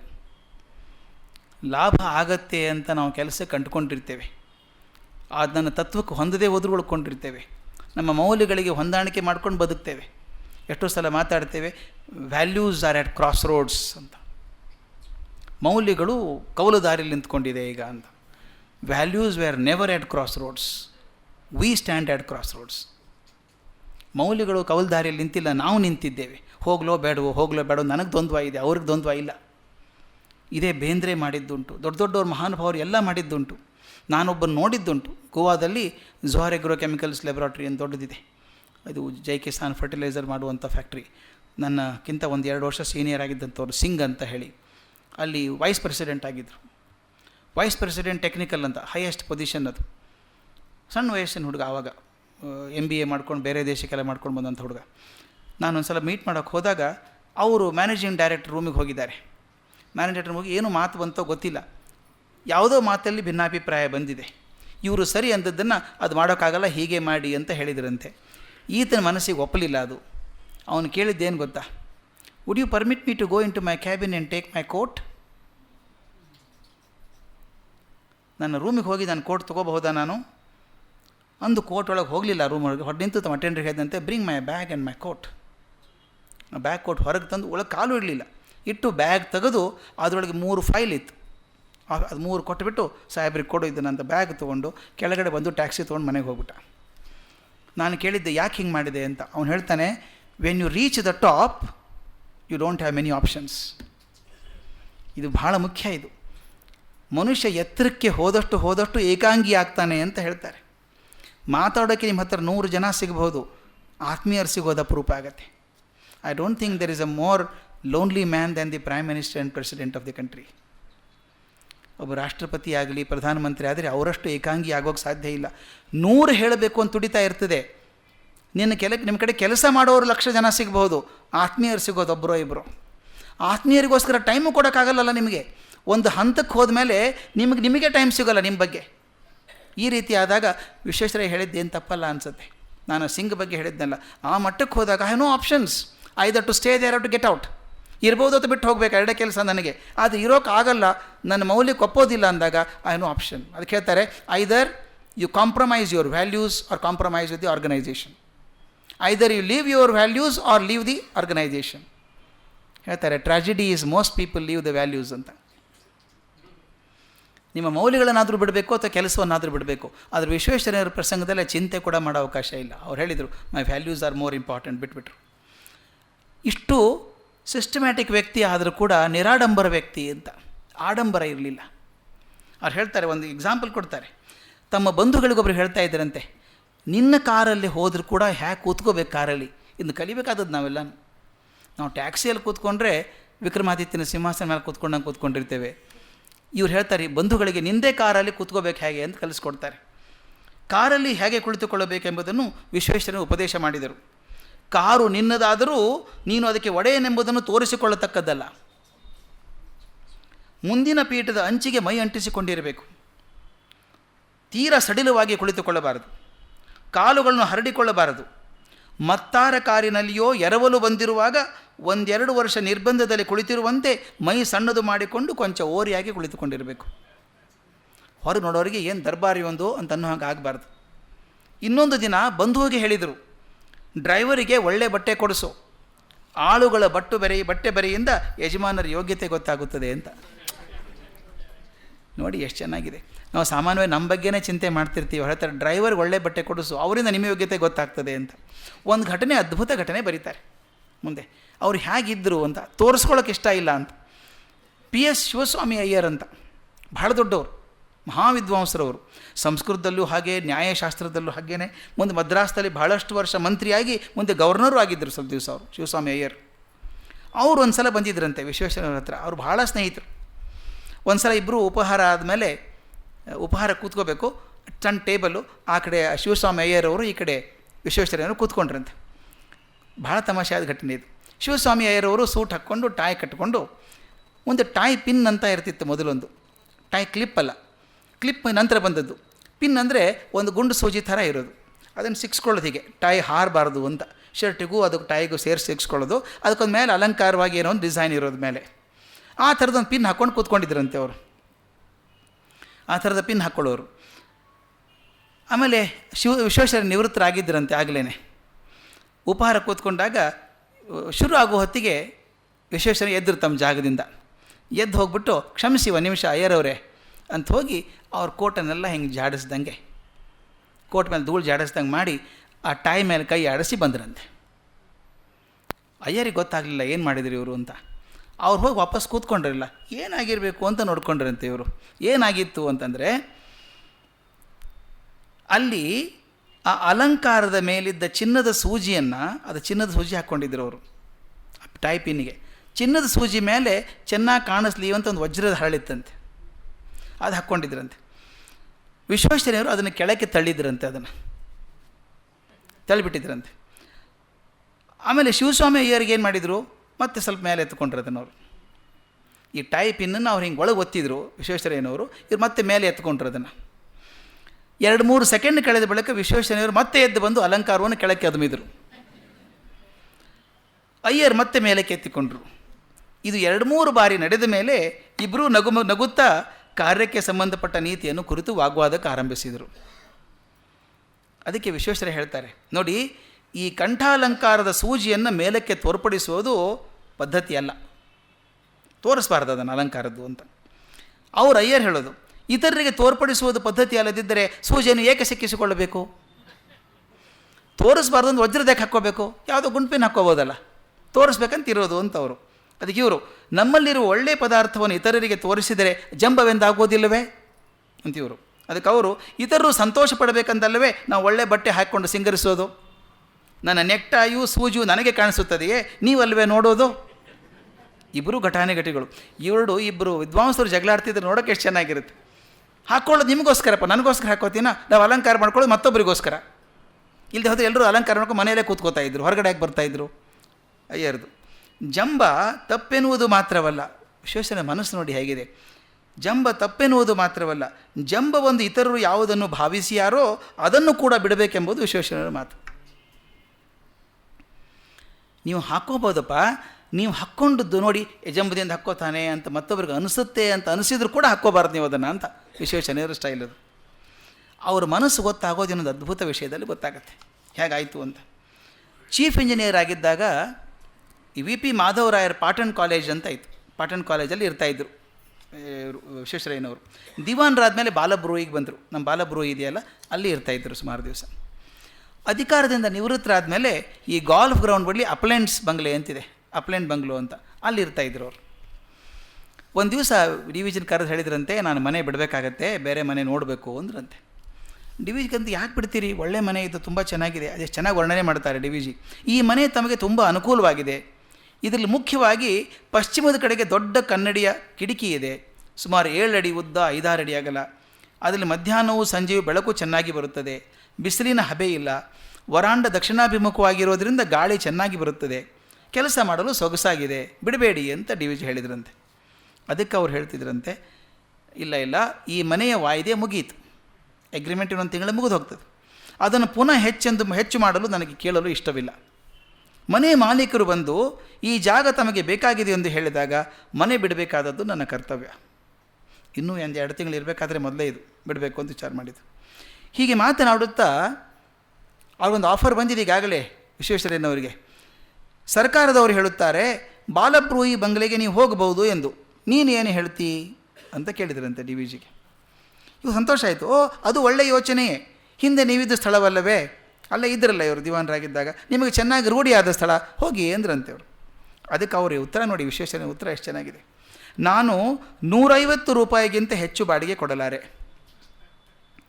ಬಾಲಬ್ರೂಯಿ ದೊಡ್ಡ ಜಾಗ. ಈ ವಿಷಯದಲ್ಲಿ ಒಂದು ಮಾತು ಹೇಳಬೇಕು ನಿಮಗೆ. ನಾನೊಂದು ಇನ್ಫಾರ್ಮೇಷನ್ ತೊಗೊಂಬಂದಿದ್ದೇನೆ. ಸರ್ ಎಂ ಮೋಕ್ಷಗುಂಡಂ ವಿಶ್ವೇಶ್ವರಯ್ಯನವರು he maintained an account with the Bank of Mysore, which is now called State Bank of Mysore. ಅದು printed ತೊಗೊಂಬಂದಿದ್ದೀನಿ. He had rupees 990 on March 27, 1918. ಅವ್ರ ಬ್ಯಾಲೆನ್ಸಲ್ಲಿ ದುಡ್ಡು ಇರೋದು 990 ರೂಪಾಯಿ. ಅಷ್ಟು ಸಂಬಳ ಪಡ್ಕೊಂಡಂಥ ಮನುಷ್ಯ ಯಾರ್ಯಾರಿಗೋ ಕೊಟ್ಟುಬಿಟ್ರು ಅಂತ ದುಡ್ಡು ಇಟ್ಕೊಳ್ಳಿಲ್ಲ. ಇನ್ನೊಂದು ಮುಖ್ಯ ವಿಷಯ, ಭಾಳ ಜನಕ್ಕೆ ಗೊತ್ತಿಲ್ಲದೆ ಹೋಗ್ಬೋದು. ಅದು ತಮಗಾದ ಇಲ್ಲಿ ಗೊತ್ತಿರೋರಿಗಾದರೂ ಗೊತ್ತಾಗಲಿ ಅಂತ ವಿಷಯದ ಅಂತ ತೊಗೊಂಡು ಬಂದಿದ್ದೇನೆ. ಅದನ್ನು ಭಾಳ ಜನಕ್ಕೆ ಗೊತ್ತಿಲ್ಲ. ಅದನ್ನು ಆ ವಿಷಯ ಎಷ್ಟು ಅದ್ಭುತವಾಗಿದೆ ಅಂತಂದರೆ, ಅವರು ಭದ್ರಾವತಿ ಫ್ಯಾಕ್ಟ್ರಿಗೆ ಅವರು ಚೇರ್ಮನ್ ಆಗಿದ್ದಾರಲ್ಲ, ಕಳಿಸಿದಾಗ at that time, it's a government report, ನಾವು ಬರ್ಕೊಂಬಂದಿದ್ದು. At that time the government had not decided the salary. ವಿಶ್ವೇಶ್ವರಯ್ಯನ ಸಂಬಳ ಎಷ್ಟು ಕೊಡಬೇಕು ಅಂತ ಸರ್ಕಾರ ತೀರ್ಮಾನ ಮಾಡಲಿಲ್ಲ. It took some years to do so. ಏನು ತೊಂದರೆ ಇಲ್ಲ, ಅಷ್ಟು ವರ್ಷ ತೊಗೊಂಡ್ರು ಸರ್ಕಾರ ಸಂಬಳ ಎಷ್ಟು ಕೊಡಬೇಕು ಅಂತ. The government owed him more than 100,000 rupees. 1,00,000 ರೂಪಾಯಿಗಿಂತ ಹೆಚ್ಚಿಗೆ ಕೊಡಬೇಕಾಗಿ ಬಂತು, ಗೌರ್ಮೆಂಟು ಸಂಬಳ ಉಳ್ಕೊಂಡಿತ್ತು. But he did not touch a rupee even. 1 ರೂಪಾಯಿ ಕೂಡ ತೊಗೊಳ್ಳಿಲ್ಲಂತೆ. 1,00,000 ಮೇಲೆ ಬರಬೇಕಾದದ್ದು ಸಂಬಳ ಫಿಕ್ಸೇ ಮಾಡಲಿಲ್ಲ. ಫಿಕ್ಸ್ ಆದಾಗ 1,00,000 ರೂಪಾಯಿ ಬರಬೇಕಾಗಿತ್ತಲ್ಲ, ಅರಿಯರ್ಸ್ ಅಂತ, 1 ರೂಪಾಯಿ ತೊಗೊಳ್ಳಿಲ್ಲಂತೆ. He told the government, start an institution where boys can learn some profession. ಯಾವುದಾದನ್ನು ವೃತ್ತಿ ಕಲಿಯುವಂಥ ಕಾಲೇಜ್ ಮಕ್ಕಳಿಗೆ ಮಾಡಿ ಹಣದಿಂದ ಅಂತ ಹೇಳಿದ್ರಂತೆ. ಆ 1,00,000 ರೂಪಾಯಿ ಬೇಕಾದಷ್ಟು ದೊಡ್ಡ ಅಮೌಂಟ್, ಅದು ಬೇಕಾದ ಸಂಸ್ಥೆ ಮಾಡ್ಬೋದು. ಯಾಕಂದರೆ ಅದು ಮುಂದೆ ತೋರಿಸ್ತೀನಿ ಹೇಗಿತ್ತು ಅಂತ. The institute was about to start work. Institution ಶುರುವಾಗಿ ಕೆಲಸ ಶುರು ಮಾಡೋ ಟೈಮ್ ಬಂದಾಗ the government wanted to name it after Visvesvaraya. ಸರ್ಕಾರ ಅದನ್ನು ವಿಶ್ವೇಶ್ವರಯ್ಯ ಹೆಸರು ಇಡಬೇಕು ಅಂತ ಅಂದ್ಕೊಂಡಾಗ ಅವ್ರು ಹೇಳಿದ್ರಂತೆ, but he said name it after the Maharaja of Mysore. ನನ್ನ ಹೆಸರು ಇಡಬೇಡಿ, ಮೈಸೂರು ಮಹಾರಾಜರ ಹೆಸರು ಇಡಿ ಅಂತ ಹೇಳಿದ್ದಕ್ಕೆ this is how Shri Jayachamarajendra polytechnic institute was born. ಭಾಳ ಜನಕ್ಕೆ ಗೊತ್ತಿಲ್ಲ, ಜಯಚಾಮರಾಜೇಂದ್ರ ಪಾಲಿಟೆಕ್ನಿಕ್ ಇನ್ಸ್ಟಿಟ್ಯೂಟಿಗೆ ಮೂಲಧನ ಕೊಟ್ಟದ್ದು ವಿಶ್ವೇಶ್ವರಯ್ಯನವರು. ಅವ್ರ ಹೆಸರು ಇಡಬೇಕು ಅಂದರೆ ಬೇಡ, ಅದನ್ನ ಹೆಸರು ಇಡಿ ಅಂದ್ರಂತೆ. 1,00,000 ರೂಪಾಯಿ. ತಮಗೊಂದು ಆಶ್ಚರ್ಯ ಆಗ್ಬೋದು ಸ್ನೇಹಿತರೆ, ಹೇಳಿದರೆ ನಾವು ಇದನ್ನು ಕಟ್ಟಬೇಕಂದಾಗ, KR ಸಾಗರ್ ಡ್ಯಾಮ್ ಕಟ್ಟಬೇಕು ಅಂದಾಗ ಅದನ್ನು ಕ್ಯಾಲ್ಕುಲೇಷನ್ ಮಾಡಿದ್ರಂತೆ, ಅಮೌಂಟ್ ಎಷ್ಟಾಗುತ್ತೆ ಅಂತ. ಅಂದರೆ ನಿಮ್ಗೆ ಐಡಿಯಾ ಸಿಗ್ತದೆ ಈ ಅಮೌಂಟ್ ಎಷ್ಟು ದೊಡ್ಡದು ಅಂತ. He planned the KRS dam. The cost was estimated. It came to 25,300 rupees. Dam ಕಟ್ಟೋದಕ್ಕೆ ಎಸ್ಟಿಮೇಟ್ ಮಾಡಿದ್ದು 25,300 ರೂಪಾಯಿ ಆಗಿನ ಕಾಲಕ್ಕೆ. ಅದನ್ನು 4 ಪಟ್ಟು ಅಮೌಂಟ್ ಇವರಿಗೆ ಬಂದಾಗ ಅದನ್ನು ಇನ್ಸ್ಟಿಟ್ಯೂಟಿಗೆ ಕೊಟ್ಬಿಟ್ರು. ಆದರೆ ಅದನ್ನು ಅಬ್ಜೆಕ್ಷನ್ ಮಾಡಿದ್ರಂತೆ, ಏನಿಷ್ಟು 25,300 ರೂಪಾಯಿ ಹಾಕ್ಬಿಡೋದೆ ವೇಸ್ಟ್ ಆಗಲ್ವಾ ನಿಮಗೆ ಅಂತ ಜನ ತಕರಾರು ತೆಗೆದ್ರಂತೆ. ಹಣ ಮೋಸ ಆಯಿತು ಅಂತ ತೆಗೆದ್ರಂತೆ.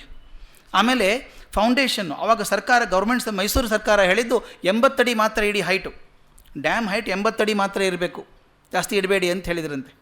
ಸೆಂಟ್ರಲ್ ಗೌರ್ಮೆಂಟಿಂದ ಬಂತು. ಆದರೆ ಎಷ್ಟು ದೂರದರ್ಶಿತ್ವ ಅಂದರೆ ಇದಕ್ಕಂತಾರೆ ವಿಶ್ವೇಶ್ವರಯ್ಯನವ್ರದ್ದು. ಅವರು ಫೌಂಡೇಶನ್ ಎಷ್ಟು ಮಾಡಿದ್ರು ಅಂತ, ಫೌಂಡೇಶನ್ನು 130 ಅಡಿ ಆಗುವಷ್ಟು ಇಟ್ಟಿದ್ದಾರೆ, 130 ಅಡಿ ಆಗುವಷ್ಟು. ಅವಾಗಂದ್ರೆ ದುಂದು ವೆಚ್ಚ ಆಯಿತು, ಹಣ ಖರ್ಚಾಗೋಯ್ತು, 25,000 ರೂಪಾಯಿ ಡ್ಯಾಮಿಗೆ ಕಟ್ ಮಾಡೋದು ಇದೆಯಾ ಏನಾದರೂ ಅಂತ ಹೇಳ್ತಿದ್ರಂತೆ. ಅಂದರೆ ಎಷ್ಟು ದೂರದರ್ಶಿತ್ವ ಅಂದರೆ ಮುಂದೆ ಡ್ಯಾಮ್ ಮುಗಿಯೋ ಹೊತ್ತಿಗೆ ಇವರು ಸೆಂಟ್ರಲ್ ಗೌರ್ಮೆಂಟನ್ನು ಒಪ್ಪಿಸಿಬಿಟ್ಟು 126 ಅಡಿ ಆಗೋಂಗೆ ಪರ್ಮಿಷನ್ ತಂದುಬಿಟ್ರು. 130 ಅಡಿ ಆಗೋ ಧೈರ್ಯ ಇಟ್ಕೊಂಡೇ ಫೌಂಡೇಶನ್ ಮಾಡಿದ್ದು ನೋಡಿ. ಮತ್ತೊಬ್ಬರಾಗಿದ್ದರೆ 80 ಅಡಿ ಫೌಂಡೇಶನ್ ಹಾಕಿ ಆಮೇಲೆ ಸೆಂಟ್ರಲ್ ಗೌರ್ಮೆಂಟ್ ಪರ್ಮಿಷನ್ ಕೊಟ್ಟಿದ್ದಾರೆ, ಫೌಂಡೇಶನ್ ಚೇಂಜ್ ಮಾಡೋಕ್ಕಾಗತ್ತಾ? ಇದು ಲೆಕ್ಕ. ಮತ್ತು ಇನ್ನೊಂದು ಅಪರೂಪದ ವಿಷಯ ನನಗೆ ತಿಳಿದು ಬಂದದ್ದು, ಇದು ಭಾಳ ವಿಚಿತ್ರವಾದಂಥ ವಿಷಯ ನನ್ನ ಗಮನಕ್ಕೆ ಬಂದದ್ದು, ಅದು ಹೇಳಿಬಿಡಬೇಕು ಅನಿಸುತ್ತೆ ನನಗೆ. ವಿಶ್ವೇಶ್ವರಯ್ಯನವರು ಅಲ್ಲಿ ಡ್ಯಾಮ್ ಕಟ್ಟಿಸಿದ್ರಲ್ಲ, KRS ಕಟ್ಟೋಕ್ಕೆ ಹೋದಾಗ ಒಂದು ವಿಚಿತ್ರವಾದ ವಿಷಯ ನನ್ನ ಕಣ್ಣಿಗೆ ಬಿದ್ದಿದೆ, ಅದನ್ನು ಹೇಳೋಕೆ ಇಷ್ಟಪಡ್ತೇನೆ. Workmen clearing the ground for laying the foundation of the dam. Foundation ಹಾಕಬೇಕಾದ್ರೆ ನೆಲ ಕಗೀತಾ ಇದ್ದಾರಲ್ಲ ಜನ, ಅವರಿಗೆ ಒಂದು ಹಳೆ ಕಲ್ಲು ಸಿಕ್ತಂತೆ, ಕಲ್ಲು ಚಪ್ಪಡಿ, ಅದ್ರ ಮೇಲೆ ಒಂದು ಏನೋ ಕೆತ್ತನೆ ಇತ್ತು. They uncovered a stone slab dated 1794, 1794ನೇ ಇಸ್ವಿಗಾದಂಥ ಒಂದು ಕಲ್ಲು ಸಿಕ್ಕಿದೆ ಬರೆದಿದ್ದು. ಅದ್ರ ಮೇಲೆ ಏನು ಬರೆದಿದ್ದಾರೆ ಅಂದರೆ, there is a Persian inscription on it read, in the name of God the compassionate the merciful Hazrat Tipu Sultan the shadow of God the lord bestower of gifts laid the foundation for a dam across the river Kaveri to the west of the capital. ಅದೇ ಜಾಗದಲ್ಲಿ 1794ರಲ್ಲಿ ಟಿಪ್ಪು ಸುಲ್ತಾನ್ ಮಾಡಿಸಿದ್ದ ಅಂತ. ಮುಂದೆ ಅವನ ಕೊನೆ ಸಾಲ ಎಷ್ಟು ಚೆನ್ನಾಗಿದೆ ನೋಡಿ, the start is from me but its completion rests with God ಅಂತ. The start is with me but its completion rests with God. ಅದು ಬಹುಶಃ ಕೊನೆಗೆ ವಿಶ್ವೇಶ್ವರ ಕೈಯಲ್ಲಿ ಆಗೋದಿತ್ತು. ಅದು ನನಗೆ ಆಶ್ಚರ್ಯ ಅನಿಸುತ್ತೆ. ಅಷ್ಟು 1,00,000 ರೂಪಾಯಿ ಬರೋದನ್ನು ಕೊಟ್ಟಂಥ ಮನುಷ್ಯ ಇಲ್ಲಿ ಹೇಳ್ತಾರೆ, ಬಾಲಬ್ರೂಯಿ ಖಾಲಿಯಾಗಿದೆ, 150 ರೂಪಾಯಿಗಿಂತ ಹೆಚ್ಚು ಕೊಡಲಾರೆ, ಬಾಲಬ್ರೂಯಿ ದೊಡ್ಡ ಜಾಗ ಅಂತ ಹೇಳಿದ್ರಂತೆ. ಅದಕ್ಕೆ DVG ಸಮಾಧಾನ ಮಾಡ್ತಾರೆ, ನೀವ್ಯಾಕೆ ತಲೆ ಕೆಡಿಸ್ಕೋತೀರಿ, ಬಾಲಬ್ರೂಯಿ ಹೇಗೂ ಖಾಲಿಯಾಗಿದೆ, ಯಾರೂ ಅದಕ್ಕೆ ಬಾಡಿಗೆ ಕೊಡುತ್ತಿಲ್ಲ, ನೀವು ಅಲ್ಲಿದ್ದು 150 ರೂಪಾಯಿ ಕೊಟ್ಟರೆ ಅಲ್ಲಿ ತೋಟವನ್ನು ಬೆಳೆಸುವ ಖರ್ಚು, ಕಟ್ಟಡದ ದುರಸ್ತಿ ಖರ್ಚು ಸರ್ಕಾರಕ್ಕೆ ಹುಟ್ಟುವಳಿಯಾಗುತ್ತದೆ, ಅದಿಲ್ಲದಿದ್ದರೆ ಅದು ಹೋಗುತ್ತದಲ್ಲ. 150 ಕಮ್ಮಿ ಇರ್ಬೋದೇನೋ ಬಾಲಬ್ರೂಯಿಗೆ, ಅಷ್ಟಾದರೂ ಬರುತ್ತಲ್ಲ, ಏನೂ ಬರ್ತಾ ಇಲ್ಲ ಈಗ ಅಂತ ಅವ್ರು ಹೇಳಿದ್ದಕ್ಕೆ ಉತ್ತರ ಓನ್ಲಿ ವಿಶ್ವೇಶ್ವರಯ್ಯನಂಥವ್ರು ಮಾತ್ರ ಕೊಡೋಕ್ಕೆ ಸಾಧ್ಯ ಸ್ವಾಮಿ. ಉತ್ತರ ಕೊಡ್ತಾರೆ, ಆ ಜಾಗಕ್ಕೆ ಹೆಚ್ಚು ಬಾಡಿಗೆ ಯುಕ್ತವಾಗಿದೆ, ನಾನು ಅಷ್ಟು ಕೊಡಲಾರೆ. ಸಿಕ್ಕರೆ ಹೋಗ್ಬಿಡೋಣ ಚಾನ್ಸು, 150 ರೂಪಾಯಿ ಸಿಗ್ತೀರಿ, ಯಾಕೆ ಹೋಗಬಾರ್ದು ಅಂತ ಅನ್ನಲಿಲ್ಲ ಅವರು. ಆ ಜಾಗಕ್ಕೆ ಹೆಚ್ಚು ದುಡ್ಡು ಬರಬೇಕಾದದ್ದು ನ್ಯಾಯ, ನಾನು ಕಮ್ಮಿ ಕೊಟ್ಟು ಆ ಜಾಗಕ್ಕೆ ಅನ್ಯಾಯ ಮಾಡಲಾರೆ. ಇದು ವಿಶ್ವೇಶ್ವರಯ್ಯನ ಧರ್ಮ. ಒಂದು ಸಲ ಅವ್ರು DVG ಮನೆಗೆ ಬಂದುಬಿಟ್ರಂತೆ, ಸಾಯಂಕಾಲ 7 ಗಂಟೆಗೆ ಬಂದುಬಿಟ್ರಂತೆ ಮನೆಗೆ. ಅನಿರೀಕ್ಷಿತವಾದದ್ದು 1946-47ರಲ್ಲಿ. ಆಶ್ಚರ್ಯ ಆಯಿತು, ಸಂತೋಷ ಆಯ್ತಂತೆ. ಅವ್ರ ಮಾತಲ್ಲಿ ನೋಡಿ ಹೇಗಿದೆ, ನನಗೆ ಹೇಳತೀರದ ಸಂತೋಷ. ಮನೆಯೊಳಕ್ಕೆ ಕರೆದುಕೊಂಡು ಬಂದು ಇದ್ದ ತರಕಲು ಕುರ್ಚಿಯಲ್ಲಿ ಕೂಡಿಸಿದ್ದಾಯಿತು. 10-15 ನಿಮಿಷ ಮಾತಾಡ್ತಾ ಆದಮೇಲೆ ಅವ್ರು ಹೋದರು. ಮುಂದೆ ಒಂದು ತಿಂಗಳಾದ ಬಳಿಕ ಇನ್ನೊಮ್ಮೆ ಹಾಗೆ ಆಯಿತು. ಒಂದು ಮನೆಗೆ ಹೋದಾಗ ಹೇಳಿದ್ರಂತೆ, ನಿಮ್ಮ ಮನೆಗೆ ಬರಬೇಕಂತಿದ್ದೀನಿ ನಾನು ಅಂತ ಹೇಳಿದ್ರಂತೆ DVGಗೆ, ನಿಮ್ಮ ಮನೆಗೆ ಬರಬೇಕಂತಿದ್ದೀನಿ. ಅದಕ್ಕೆ ಉತ್ತರ ನೋಡಿ ಎಷ್ಟು ಚೆನ್ನಾಗಿದೆ, ಇದು 2 ದೊಡ್ಡವರು ಸೇರಿಕೊಂಡ್ರೆ ಏನಾಗ್ತದೆ ಅಂತ. ಅದಕ್ಕೆ 2 ಚಂದನ ತಿಕ್ಕಿದ್ರು ಕೂಡ ನಮಗೆ ಬರೋದು ವಾಸನೆ, ಸುಗಂಧ ವಾಸನೆ ಬರ್ತದೆ ನಮಗೆ. ನೋಡಿ ಹೇಗಿದೆ, ನಾನು ಕೃತಜ್ಞತೆಯನ್ನು ತಿಳಿಸಿ ಅವರಷ್ಟು ಶ್ರಮ ಪಡಬೇಕಾದದ್ದಿಲ್ಲವೆಂದು ಹೇಳಿದ ಹೊತ್ತಿಗೆ ನಾನೇ ಅವರ ಮನೆಗೆ ಹೋಗುವನೆಂದು ಭಿನ್ನಯಿಸಿದೆ. ಅವರು ಹೇಳಿದರು, ಹೀಗುಂಟೆ ಮನೆಗೆ ಬರುವವರನ್ನು ಬೇಡವೆನ್ನುತ್ತಾರೆಯೇ ಅಂತ ಕೇಳಿದ್ರಂತೆ. ಅದಕ್ಕೆ ಉತ್ತರ ಹೇಗಿದೆ ನೋಡಿ, ಕೊಂಚ ತಾಳ್ಮೆಯಿಂದ ಲಾಲಿಸಬೇಕು. ತಾವು ನನ್ನ ಮನೆಗೆ ಬರುವುದಕ್ಕಿಂತ ಹೆಚ್ಚಿನ ಭಾಗ್ಯ ಯಾವುದನ್ನು ನಾನು ಕಾಣೆ. ತಾವು ಕಾಲಿಟ್ಟ ಕಡೆಗೆ ಈ ಮಾತಿನಲ್ಲಿ DVGಗೆ ವಿಶ್ವೇಶ್ವರಯ್ಯನ ಬಗ್ಗೆ ಎಷ್ಟು ಗೌರವ, ಪ್ರೀತಿ, ಆದರ ತುಂಬಿಕೊಂಡಿತ್ತು ಅಂತ ಗೊತ್ತಾಗತ್ತೆ. ತಾವು ಕಾಲಿಟ್ಟ ಕಡೆಗೆ ಪರಿಶುದ್ಧವಾಗುತ್ತದೆ, ಅದರೊಡನೆ ಸಮಸ್ತ ಶುಭ ಸಂಪತ್ತು ಹರಿದು ಬರುತ್ತದೆ. ಆದರೆ ನನ್ನ ಕಾರಣ ಬೇರೆ ಇದೆ ಸ್ವಾಮಿ. ತಾವು ಬಂದು ಅಲ್ಲ ಮರುಕುಲು ಕುರ್ಚಿ, ಹರುಕುಲು ಚಾಪೆ, ಕೊಳಕು ಚಿಂದಿಗಳನ್ನು ನೋಡಿ ಮನಸ್ಸಲ್ಲೇ ನೊಂದುಕೊಳ್ಳುತ್ತೀರಿ. ನಾನು ಅದನ್ನು ಚೆನ್ನಾಗಿ ಬಲ್ಲೆ. ನನ್ನನ್ನು ಒಳ್ಳೆಯ ಸಂಪಾದನೆಯ ಜಾಗಗಳಿಗೆ ನಿಯಾಮಕ ಮಾಡಬೇಕೆಂದು ತಾವು 3-4 ಸಲ ಪ್ರಯತ್ನ ಮಾಡೋಣವಾಯಿತು. ನಾನು ಮೂರ್ಖತನದಿಂದ ಒಪ್ಪಿಕೊಳ್ಳದೆ ಹೋದೆ. ಅದೆಲ್ಲ ತಮಗೆ ಜ್ಞಾಪಕಕ್ಕೆ ಬಂದು ಮತ್ತೆ ತಾವು ವ್ಯಥೆ ಪಡುವುದಾಗುತ್ತದೆ. ಅದಕ್ಕೆ ಅವಕಾಶವಾಗಬಾರದು ಎಂಬುದು ನನ್ನ ತಾತ್ಪರ್ಯ ಅಂತ ಹೇಳಿದರಂತೆ. ಹೌದು ಹೌದು, ನೀನು ಮೂರ್ಖ, ಆಬ್ಸ್ಟಿನೇಟ್ ಎಂದು ಹೇಳಿ ನಕ್ಕು ಬಿಟ್ಟರು ವಿಶ್ವೇಶ್ವರಯ್ಯನವರು. ಇಬ್ಬರು ಯಾರು ದೊಡ್ಡವರು ನೋಡಿ, ಎಷ್ಟಿದೆ ಇಬ್ಬರದು ಸಾಧ್ಯತೆ. ಇದನ್ನು ನೆನೆಸ್ಕೊಂಡು ಇವತ್ತು ನಾವು ಒಂದು ರೀತಿಯಿಂದ ನನಗನ್ಸೋ ಮಟ್ಟಿಗೆ ಮನಸ್ಸು ತೃಪ್ತಿಯಾದದ್ದು ಅಂದರೆ 9 ದಿವಸದ ಹಿಂದೆ ಅವರ ಪುಣ್ಯತಿಥಿ ಏಪ್ರಿಲ್ 14.